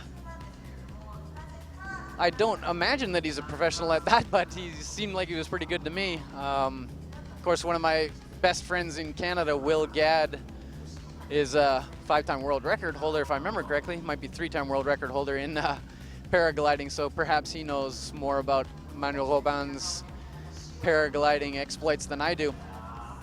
Thomas Ballet is moving really well. He had a good go on the right-hand route, and I think he's happy, but I did approach them to see if they could talk to us at the break, and they were just so intent on getting the routes right and discussing that they actually decided not to give us an interview. But we do have with us right now Mr. Sean McCall from Canada. And what did you think of the routes, first of all? Well, the routes were pretty good. I mean, I felt like maybe the right one had a bit, the feet were a bit too high, and maybe the left one, the feet were a bit too low. But I don't know, I can always find something to complain about. But overall, I mean, they're going to separate the category. The moves are good. The holds are nice. I mean, lots of volumes, even long for qualifiers. Yeah, the wall is actually kind of short in comparison, right? But the roots feel long to you? Yeah, they felt long. I mean, I was surprised when I saw the girls qualifiers and some people were getting 49 plus. But after that, I mean, they're good roots and they're gonna do their job. Okay, great. I think Carlos Brasco is the root setter here, and when I saw the roots, I was just amazed. I was like, wow, lots of volumes on the corner to finish that left-hand root that Thomas Valet just fell off of. Did you find it tough moving around the corner there? Was the feet really bad? I noticed you kind of, I don't know if your core gave out a little bit or if you just couldn't quite reach the pinch around the side. For the last move right at the top? Yeah, the left. No, I was mainly focused on just getting the right hand on the red really good. Once I got that old, I was almost positive I was gonna fall. Okay. So you know, I was just doing it. And then on the blue, I forgot that there was a little chip on the top, so I had my foot around the corner. And yeah, on the left root, I felt like my feet were sliding around a bit. But after that, this morning, I didn't even feel like coming. I was not really motivated to compete today. I still have to come. I still do the roots, but I'll be much more motivated for tomorrow. Okay, good. Yeah, and you know that these walls crank back, right? They are going to get steeper and steeper, which maybe is more interesting to you, or? I don't think the right one will actually get any steeper. I'd be surprised if they made it steeper, but the left one, I think they'll knock back another, whatever it is, 10 degrees, so they're the same. Okay, I understand, yeah. They might even knock the right a little bit less steep and then make it steep again for finals, but I was under the impression that they might be transferring walls for the finals, which would make it quite interesting. Oh, okay, yeah. I'm not sure what's going to happen for finals exactly. I just heard through the grapevine that the walls were movable and that they were going to get steeper, but you could be right. They might not make it any steeper than the right side. The left side can definitely looks like it can go a little bit steeper, but either way, it'll be exciting. It'll be exciting. Yeah, it'll be exciting. Yeah, which is great. What do you think? I mean, I know you're sitting in third overall right now in the World Cup, and you had a great Xining. Congratulations, by the way. I haven't seen you since you won, so congratulations. Are you really thinking that you have a shot at the overall, or? I mean, I look at the stats also after the competition. It makes me laugh. But even that I'm in third, I mean, I always say it, and people sometimes get mad, but I have to say that I'm lucky. I mean, I chose not to go to IMST, which was the one World Cup that won't get counted for the overall, which means I have to do well in every single other World Cup. And up till here, yeah, I've been lucky. I've made finals in all my World Cups in lead, and also the competitors that are also against me, like Jakob, Sachi, Romain Desgranges, and Ramone, they've all made what I could say are errors. I mean, Ramone in China slipped on his semis. They came 19th. That 19th is almost 100% going to be the one that he knocks off. I mean, Jakob, he missed finals by only a few places in Chamonix due to a technical incident, and then got disqualified in Pio. So that's his quote-unquote error. And then everyone always has one. Sachi, with some mix-up with his federation and some visas, couldn't attend the one in China. That's the one that he's gonna not have to go to. So, I mean, yeah, I got lucky. I've been lucky. I mean, Sachi is ahead of me by 50 points. Ramone is somewhere 20, 25, and Jakob is only behind me by I think 20 points. So, I mean, anything can happen. I think I have to win one of the two to win.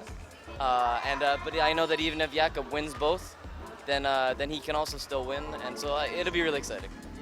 Yeah, I mean, but don't sell yourself short. There's luck in every sport, right? You know, I play billiards at a high level, and the balls roll funny for everybody, they say, and same with climbing. Everybody's going to feel a little off one day. Somebody might get sick. Somebody might have a visa problem. But in the end, it evens out because you get to throw one competition away. Yours happened to be IMST. Sach happens to be China. Yep. Jakob's, he had two problems, so it might be a little bit of tough go there, but Ramones was in Xining.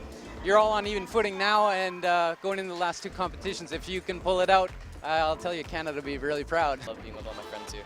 Great. All right, well, we'll see you tomorrow, and good luck in the semifinal, and I hope the final. All right, thank you. All right. That was Sean McCall, everybody. We're going to probably bring Jakob Schubert in for an interview as well, if we have a second.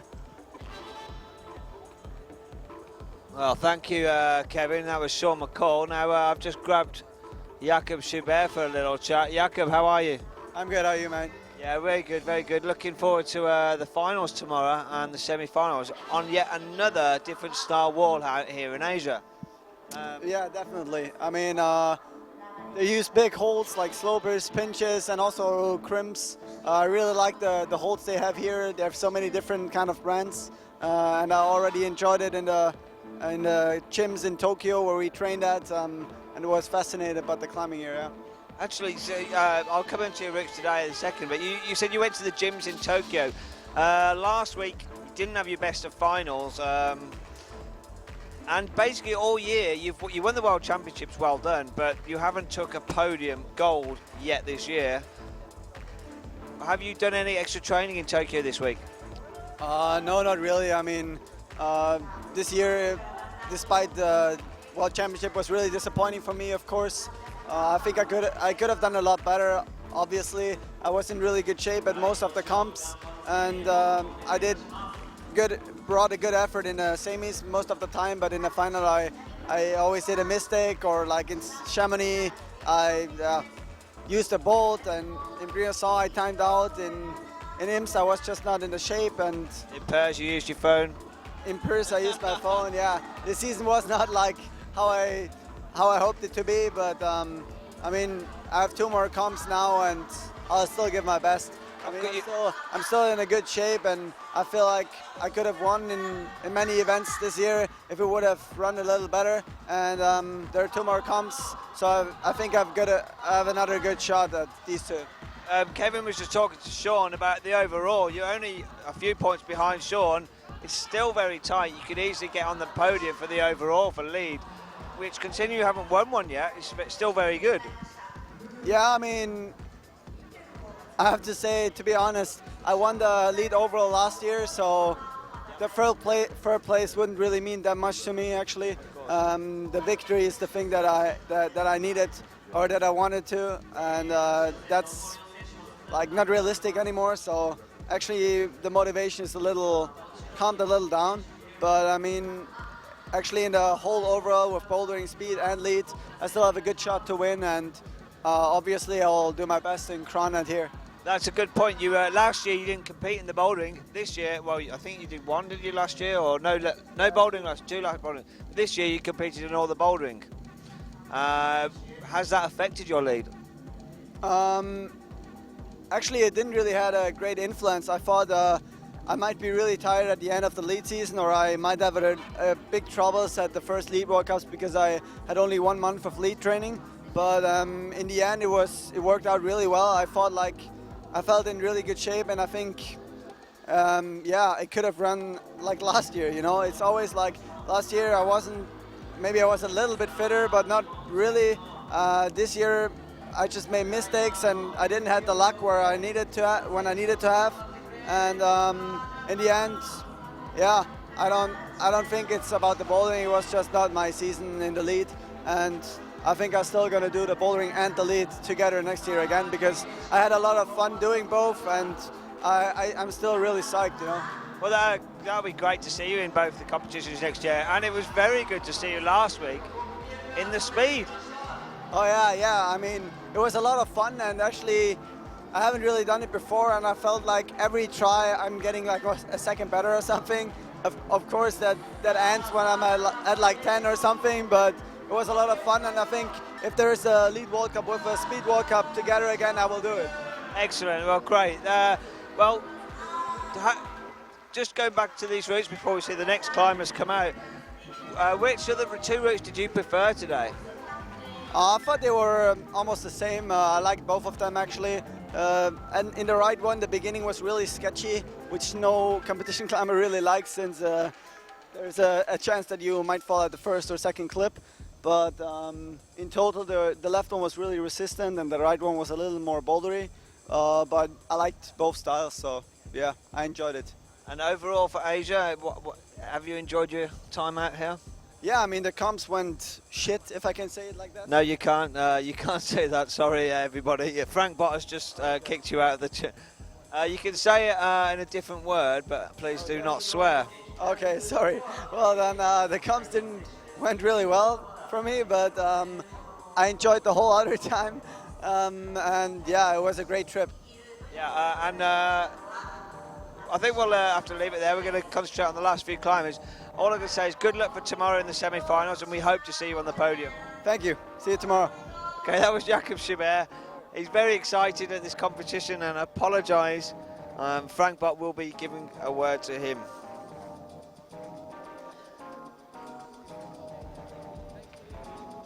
Okay, so Akito Matsushima and Magnus Mippo on the wall. Magnus, the last climber, the first climber of the second half of the qualifications, the last climber on the Route 1, and he is about to climb. And it's Matsushima Akito on the right-hand side of the wall. Great, thanks. And thanks a lot to Sean McCall and Jakob Schubert for their time and for the great interviews. You know, we know they're done their competition for the day technically, but it's nice of them to stick around and talk to us for a little bit. We really appreciate it. We'll see what Magnus can do here. He looked pretty good on the right-hand route. Maybe, hopefully he was just getting warmed up and we'll see a top from him on the left. And Matsushima-san on the right-hand route now. Like I said, he's kind of one of the hopefuls for a final at least. Maybe not a podium, but hopeful to get into the finals, having placed 10th in a World Cup before. So if he can pull everything together, he might be able to top on the right as well. We'll see. At least put himself in really good position for tomorrow in the semifinals. Give himself some confidence.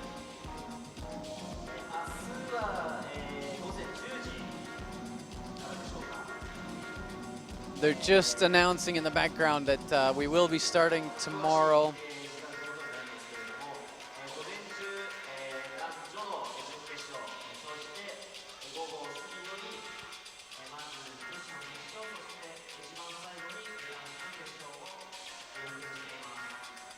Yeah, they're just confirming that. In the background, they were notifying people that we'll be starting tomorrow at 10 o'clock, and they weren't sure of it, and that is correct, by the way. So join us tomorrow for the semifinals and finals live here on IFSC.tv. You can catch us on the IFSC YouTube channel as well, and also for replays, always check the IFSC YouTube channel.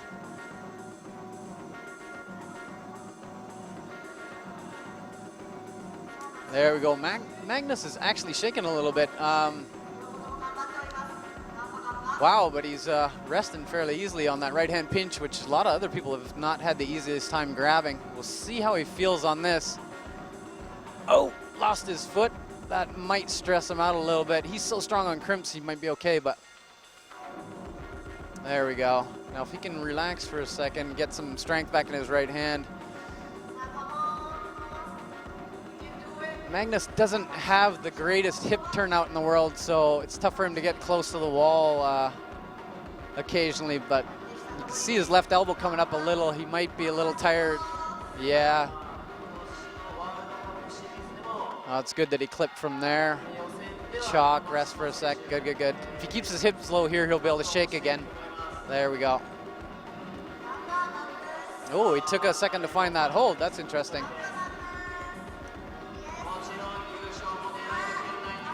If he can get some momentum, get to that red hold.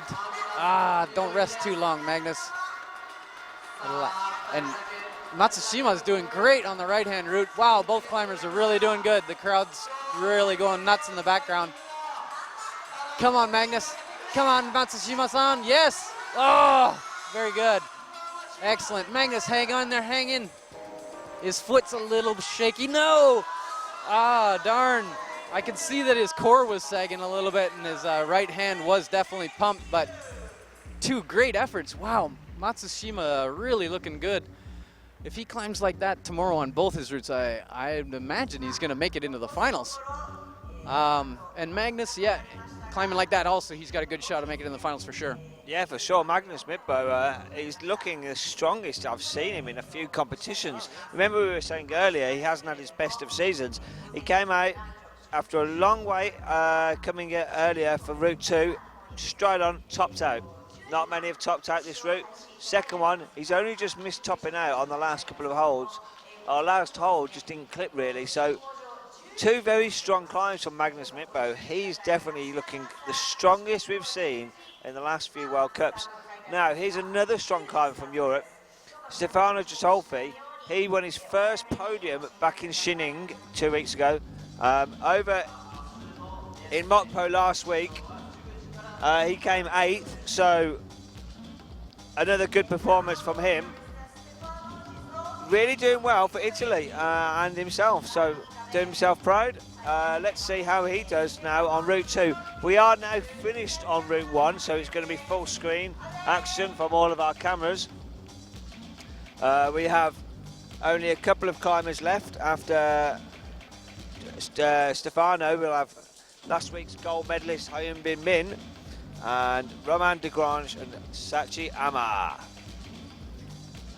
That's right. As I mentioned earlier, Stefano was actually climbing really well outdoors. He did his first V14 in the bouldering, and that's probably why he did fairly well on the bouldering circuit this year. I think it's called Gandalf Il Grigno in Italy. A solid V14 as far as I know. And also his first couple of 8C pluses this year, so he's really going to be one to watch, I think, in the future since he's only 19 years old. We'll keep an eye on him here and see how he does. So I believe it was the second 8C plus he did as a route called Lavaro in Italy, and that was actually done by a friend of mine, Alberto Nero, from the World Cup circuit back in my day. I think it was first climbed in 1998. It's one of the original 8C pluses in the world. And it's a really quite an achievement to climb it at 19 years old. He's obviously very, very strong. And he seems to climb just as well on plastic as he does outdoors, as far as I can tell, because his results speak volumes about his strength. Well, this is his first season in the Adult League World Cup. He's had a slip there. Well, that was quite a surprise. He didn't have the full knee bar hold. So as he went to grab the pink volume on the yellow, next yellow volume, he just wasn't in control. He basically didn't have a good grip with his knee bar and the red volume holding onto that blue volume, and well, fell. And that was quite a shock. That we were just saying on his performances, he actually won the European Youth Championships, Junior Championships last year in 2011 in IMS. So he's a very strong athlete, but that was a surprise. But we will see him tomorrow, I'm pretty sure, in the finals. We'll wait to see what the results are. I think he did well on his first route. Yeah. So now, last week's gold medalist. Yeah, from Korea we have Hyun-Bin Min, and my Korean pronunciation is actually quite bad, obviously, but I believe it's Hyun-Bin Min, and he climbed so well last week. It was great to see. If you didn't join us for the women's qualifying or for the earlier men's qualifying when we were talking about Hyun-Bin, we were obviously happy to see Hyun-Bin Min and Jae-in Kim both both hit the top of the podium in Korea and win it for their home country. Korea obviously is putting a lot of money into rock climbing and building that nice wall in Mokpo, which will be the future site of World Cup events for years to come, and it's nice that they had their athletes do so well on their first go. So I'm sure that that's going to help drum up support for climbing in Korea, which already has a decent sized climbing base. There are a lot of mountain climbers, and I know that the Mountain Federation in Korea is fairly strong, and hopefully with the success of the rock climbers, they'll get a lot of people building indoor climbing walls and climbing it indoors as well. I know they already have some, but hasn't quite hit the boom like in Japan here, although I'm sure it's coming in the next couple of years. Well, a few more drips and drabs of joining us now on the live webcast from Europe. A few people waking up early on a Saturday morning to join the live webcast. So good morning to you guys. I'm joined by Kevin Wilson here, if you've just joined us from Canada. If you've just watched the whole show, sorry to repeat myself, but him and his twin brother appeared in the World Cup circuit during the early 90s. And we've been very fortunate to have his experience and knowledge throughout the whole of this webcast. If you've missed anything, where should they go? IFSC.tv to check out. Also on IFSC.climbing, My name does actually appear on there from way back in the day, so you can see an old funny picture of me with some of the results. It doesn't have my best results, funny enough, because they were in 1990, and the IFSC website only goes back to 1991, sadly. Okay, if you want to see an up-to-date picture, go to our Facebook page, 247.tv Facebook page, and you can see Kevin Wilson in his finest form with the commentary mic there. You can like that photo as well. You go to YouTube, the IFSC YouTube channel, for any of the replays from this morning, from the women's qualifications. Or if you want to see Hyun Bin Min's gold win last week, and Kim Jae-in's gold medal, both of them the first country to take male and female gold medals in a League World Cup. You can watch them on the YouTube channel. It was filmed in HD and the coverage is fantastic. Yeah, and Hyun Bin looks very comfortable here. He was also using that forearm wrap rest on the pink hold on the yellow volume, and yeah, he looks just fine. He's kind of getting a heel toe cam on that pink hold, which some of the climbers have done and some have not. I guess it depends on how comfortable you are, whether you use a heel toe cam there or not. And everybody knows they should clip from here, so we haven't seen any problems with that. Now it's just going to be interesting to see whether he does the match version or the cross version of this move. He looks really comfortable at the moment, doesn't he? Yeah, really comfortable. Like Ramone comfortable, so it's looking good. Oh yeah, he did that easy, made it look easy.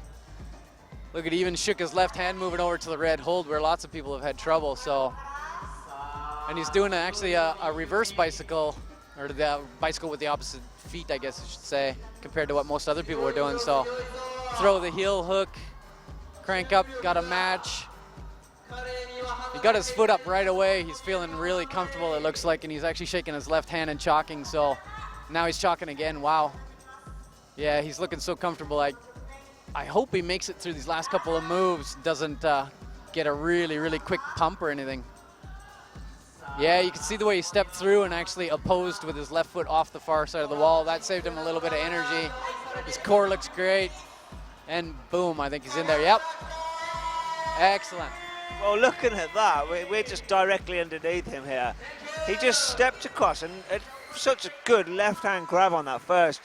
It made it look like there was no problem at all. Yeah, compared to some of the other climbers, if you just have that little extra bit of energy when you grab that hold, it goes from being a slopey edge with a crimp at the lip to that's not very good, it feels like butter, to a decent little crimp that you can put a lot of power into and actually hold. And especially, he used his hips extremely well on the red, when he was standing on top of the red hold, and in the intercling section there, and saved himself a lot of energy. So he really looked good. Wow, that was quite impressive. I can't imagine him not making the finals unless he has some sort of disaster given his condition right now. But next up, we do have Romain Desgranges from France, who climbed quite well in the first, but I don't believe he topped out. We're just gonna check the results. There's a lot going on, and I can't remember exactly where he finished, but Romain Desgranges, he trains a lot indoors and is extremely strong. He does beat himself up mentally a little bit if he has an error here and there, and I'd like to see him stay calm a little bit more and stay positive, and I think that would improve his results. As we've seen the last couple of weeks, he's had trouble, but how did he do in the first part? On the first one, he was just above, where the blue volume was, above the brain, just past that move, so he was around 38 plus, so he got the grip on the blue volume.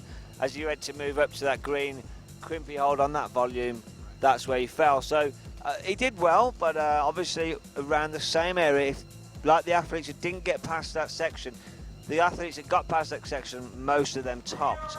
So he's at the top end of the medium group, basically, on that Route 1.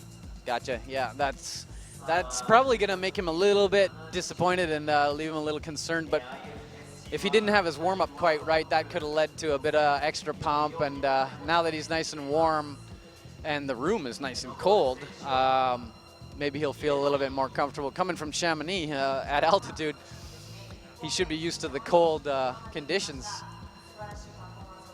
And I know he's been talking a lot with Thomas Ballet about the roots, so maybe that'll help him stay positive and move through these lower moves easily and have enough left to top out for us. You can see he's got the arm wrap rest there.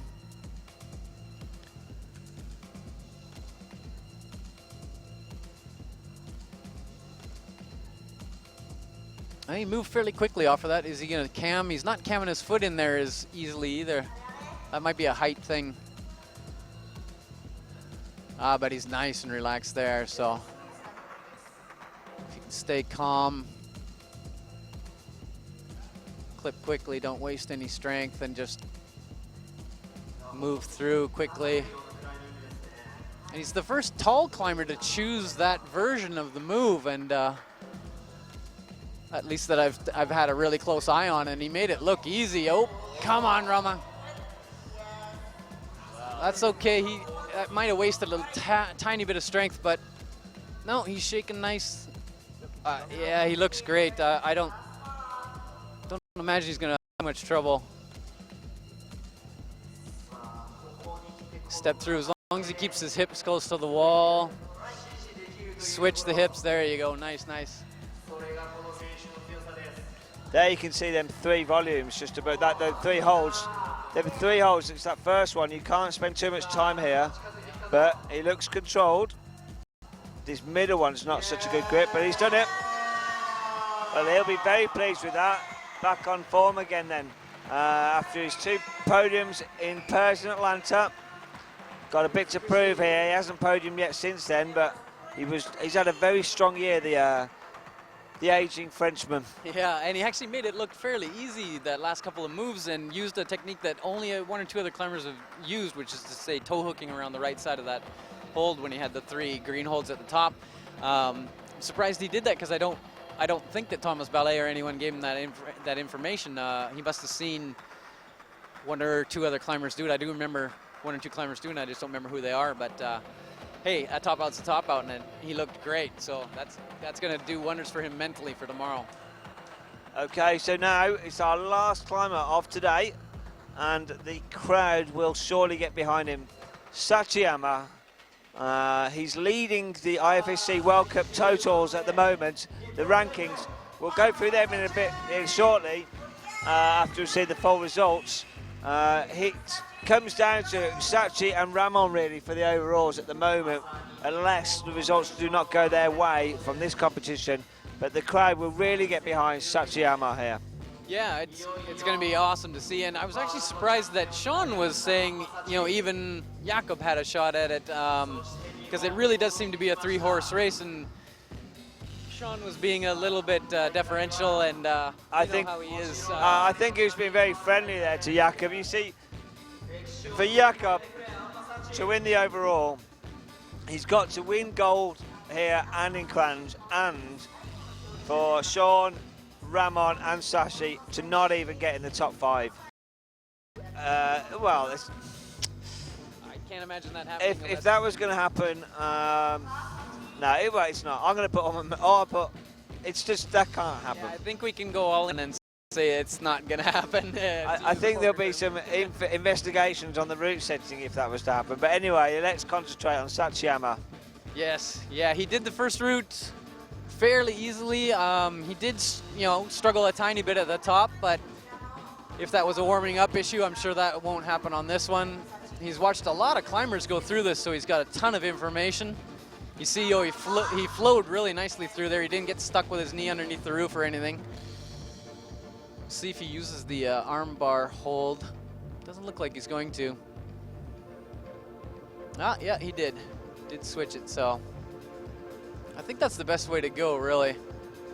That stretch, wow, he really has to stretch to clip that. And he does use his shoulder a little bit when he stretches like that, so. And he's not taking too much time. See if he cams. Yeah, he's heel-toe camming the pink hold and the wall, his toe against the wall. And that allows him to pinch the pink hold, the upper pink hold, and relax and shake his right hand and get a little bit of blood back into it. That's a great technique, and some of the taller climbers might not be able to do that because their toe won't go down as easily. They can't jump their hips over top of the pink hold as easily. But they do have other advantages in other parts of the wall. It's all even in the end. So we'll see which way Sach goes, if he's going to cross to the yellow or pinch and heel. He's pinching and heeling, yeah. Nice. Keep that. There you go. Good. I was a little nervous there because he was using his thigh to pinch, and there's no rubber on the inside of your thigh, so you tend to slip if you do that. Oh, good. He reset his heel, and now he can relax. Good, good, good. Let the core even relax. Just use the legs and the very, very ends of his arms, obviously. Relax the shoulders, biceps. Get as much blood as you can. Use the minimal amount of muscle to hold yourself on the wall, including your core. You can see the way he's saddling his core down a little bit because his feet are so solid. That allows him to pump blood into his arms. Get prepared for this head wall section. He looks great. And Sach is a monster on crimps, so I can't imagine he's going to have any trouble. You see, he didn't switch his hips through, but I don't think he needed to, so he wasn't worried. There, his hip is really nice and into the wall. He's making this look quite easy. Oh, very nice. No problem whatsoever. And the crowd's going crazy in the background. The crowd's really loving it. Well, what a way to end the qualification round here with a top by what I'm going to have to say is the favorite here in Japan, just given the crowd reaction. And I think Sach is going to use that crowd energy, and I believe it's probably going to come down to him, Ramon, and Sean McCall, possibly Jakob Schubert for the gold here. Well, there we go. What a fantastic result. What a fantastic competition. This is the page that they've got at the moment. Group 1, this is how they've resulted. Mikhail Chernikov, Sachiyama, Ramon, Julien Poublanc, Mario Lechner, Sean McCall and Jakob Schubert. They're the guys that have topped Route 1. It's going to be top 26 going to be going through to the semi-finals. So we're going to pretty much see nearly every athlete again tomorrow, just the 5 towards the bottom half. So we'll just scroll through these. How have you enjoyed this qualifications? It's really great, and it's nice to see the Japanese fans are behind all of the climbers. Obviously they're gonna, be cheering a tiny little bit more for the Japanese climbers, but really they've cheered all day for everybody, and I love that about the Japanese people. It's great, and I consider this partly my home, so it's nice to have another competition in my home, since in Canada we haven't had a World Cup other than the Canmore World Cup in bouldering, but we haven't had a lead World Cup. I'd like to see us get one in Toronto possibly next year or the year after, or possibly Vancouver. That'd be great. Well, you got Vancouver Island, you got the Youth World Championships next year, so that'll be one to go. But here we go on page 2 of the league qualifications. You can see all 9 here top that. Ramon, Julien Poublanc, Sean McCall, Jakob Schubert, Urban Primovic, Magnus Mitbo, Manuel Roman, Hyun Bin Min, Roman Negrange and Sachi Ama. Now the first 9 all tops out. I don't know the next page off the top of my heart, so we'll wait for that to change. Here we go. Okay, so it was just top 9 who topped Group 2, which is the one closest to us, which we saw with them green arms. Now, if you all look, Domaskovic, he got quite far, but then Mario Lechner and Akito Tsushima Akito from Japan, there we go, I got it eventually. And all them 42 pluses, they're all the athletes, like we saw in the women's and the 19 pluses, all finding the same problem. And it wasn't anything to do with the route setting, it was the fact that they just did not conserve enough energy or spend too much energy on that blue volume. Yeah, I think that's right. Honestly, I'm actually surprised to see that, because the way that people were grabbing the holds, it did seem to me like they split themselves up a little bit more right at that spot. It didn't shock me. I didn't think that there was going to be 9 actual people on the same hold. I think it was no, that page was 9. I think 7 were on 42 plus, but the rest it just happened to be just 7. I understand. Right. So, and 7 being stuck at a certain spot really high up on the wall is not going to be that surprising, given that people are going to pump out in a particular section with a slightly hard move. But the route setting today, I got to hand it to Carlos Brasco from Spain. An old friend of mine, he really set some genius routes, and I was talking to some of the Japanese climbers, and they were super happy with the routes. And of course, Sean McCall mentioned that he liked it even though the wall itself is a little short. Sean liked the routes. Well, this is the overall World Cup rankings that we've got on the screen at the moment. There you can see Sachiyama, he's on 455, Ramon on 439, Sean McCall on 404, and Jakob Schumer 358. So I really think it's between Sachi and Ramon, but as we've seen in the last few World Cups, until we get to the final, it can go either way. We're going to be ending our coverage here. All the climbers have shot off. We're starting at 10 a.m. in the morning. That's over here in Korean time. Now we're 9 hours ahead of the UK. Sorry, Japanese time. Forget which country I'm in, Kevin. We're 9 hours ahead of UK. We're 8 hours ahead of Central European time, and I believe we're 13 hours ahead of Eastern American time. So if you're in America on the east side, add 13 hours. Take 13 hours off 10 a.m. So it's going to be what, 11 in the morning, 11 at night. Yeah, Something like that. 10, no, sorry, it would be 9 at night. 9 at night. Okay. Okay, well, we'll be tweeting through the night. Thank you very much for watching. If you've missed anything from this morning, you can go to the YouTube channel, watch the women's qualifications, and the men's qualifications will be up there very shortly. Thank you, Kevin, very much. Have you enjoyed it? Yeah, it was great, and thank you, Mike, for all your efforts. You and Stephen are doing a great job. Honestly, this is a lot more complicated than it looks, and the people in the chat should send out some thanks to Mike and Stephen. Hey, don't worry about it. It's what we get paid to do, and we enjoy it because the climbing's great. Thank you for watching, and good morning, good evening, and good night.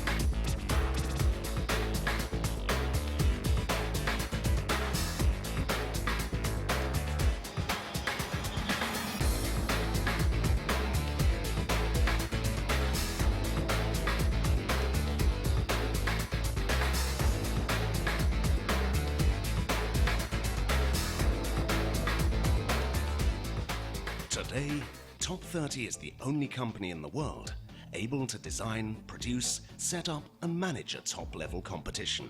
Everything within the same company. Everything with the trustworthiness and professionalism that an official competition requires. Everything Top 30. Top 30.